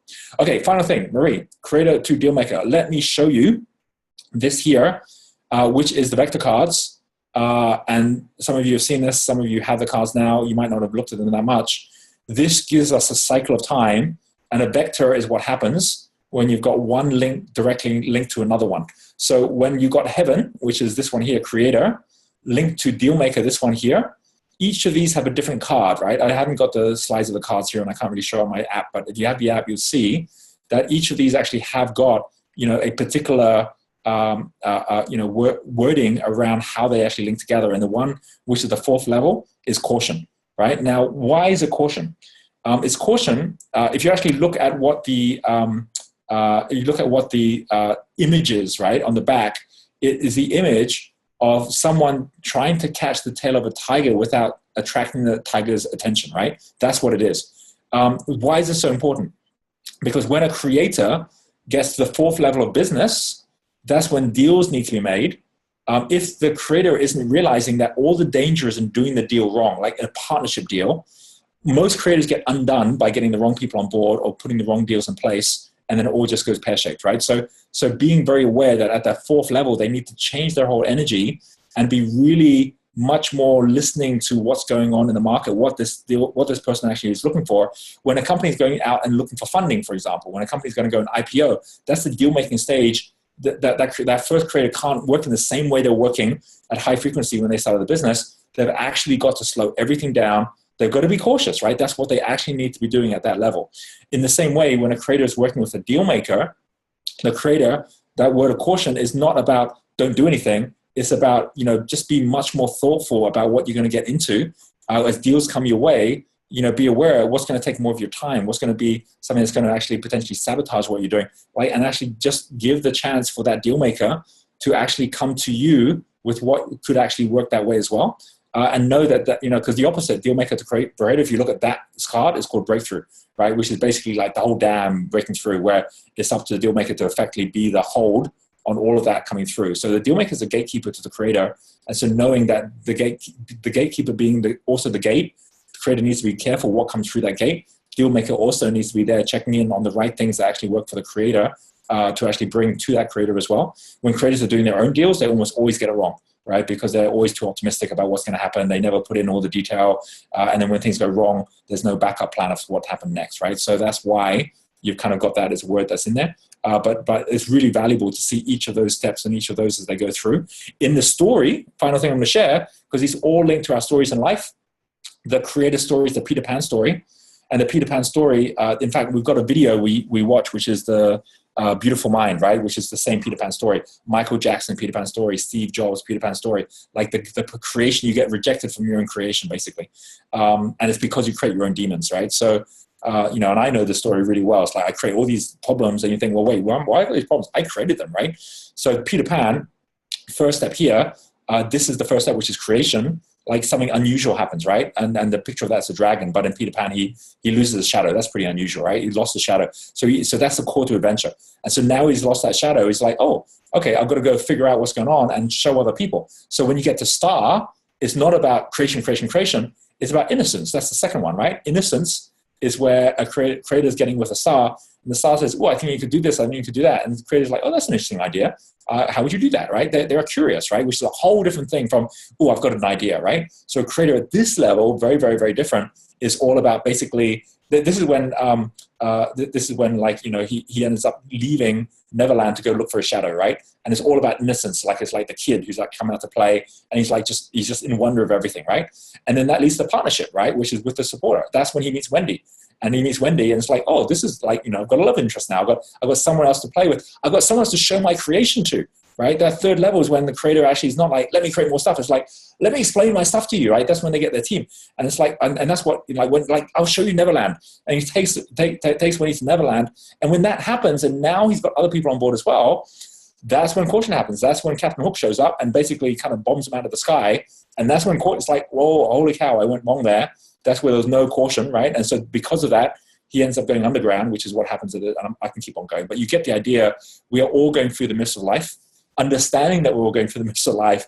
And that, when I see someone who's a creator who's going through this, and I go, are you sure you should be doing that right now? I go, yeah, I should definitely do this. Sometimes the best thing to do is to let them go through that learning themselves, because they'll always go through it, but they'll come out stronger the other way, right? Which is actually the same with every one of the other profiles as well. They go through exactly the same elements. And these stories, by the way, Peter Pan, Snow White for the trader, Alice in Wonderland, for the support. I mean, these are really awesome stories that are on here. And these are all slides that we share at our masters as well, right? I think some of you are coming from masters as well, and how that all links to other fortune-telling devices. Okay, guys, that's pretty much it for the end of this call. I'm going to give everyone a chance to share whatever. And again, I'm very conscious that we haven't even had our first call with a number of you, but just in terms of the actions you can take, very simple, very straightforward, but it's going to move you big time forward in the next month and get you really ready for the next step. Let's give everyone a chance to share whatever's the biggest thing that's come out of this call for you. Oh, I see Mitesh has just joined us as well. Mitesh, we shared your stuff earlier on as well, so we've kind of captured that too. Let's come through in the same order. So I want to start with you, Christian. What would be biggest takeaway from this call for you? That was fantastic. Thanks so much for that, Roger. I think now I've just written down about not just going for the jugular. So I've been kind of sending out the message, oh, come and join my £2,000 program. And for a lot of people, they're not ready or they're not sure, they don't understand. So by giving them that tiered option where they can be curious and find out more, and some will be ready, but not everyone. So I think that should be a lot more effective, hopefully. Fabulous. Very, very cool. I totally agree. It will be. That's awesome. Very good. Thank you. Gabby, how about for you? Oh, you're on mute, Gabby. You got to unmute bottom left. Oh, I think you muted because I was eating a biscuit and making noise. Sorry. It's lunchtime here.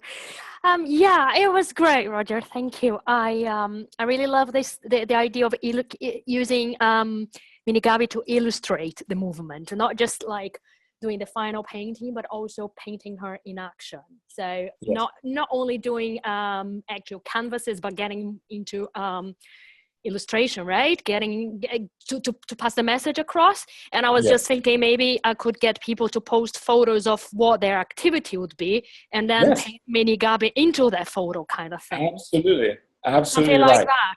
Yes, absolutely right. You let your creation go wild, but the more you get a community involved and the more they then look forward to the next thing you're going to post, so they share it out there as well. You know, for every one person that's got time but no money and they're never going to buy your original, they'll have friends that have got money but no time who are going to say, oh, I love this. How can I have more? And that's where you're going to actually find, you know, the word spread onto the people that really are going to be buying from you, right? Right, and then that's amazing. And it's not about investing on Facebook ads. It's just like getting out there and getting people to spread the message. That's right. You only use Facebook ads to boost what's already working as opposed to pushing something that no one's actually reading anyway. Yeah. Great. Very cool. And we'll talk more about that in future calls as well, for sure. All right, let's come over to Marie next. That was fabulous. You know, I heard you talk about the Twitter story at another enterprise call, and thank you for telling that again, because that is I don't know, maybe I was hearing in for the different ears.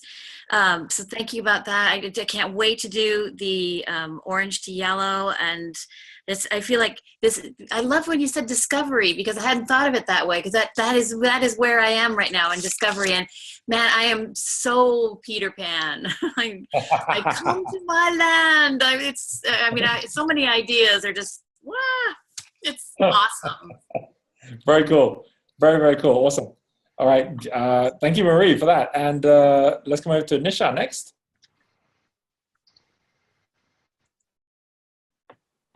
Sorry, I just got something I wanted. Researching the life hack community. I want to do that now. But also I had a bit of an aha moment while you were talking, because I suddenly realized that actually I realized what my strengths were, which is actually I have these like power sessions sometimes where I do a lot in very little time.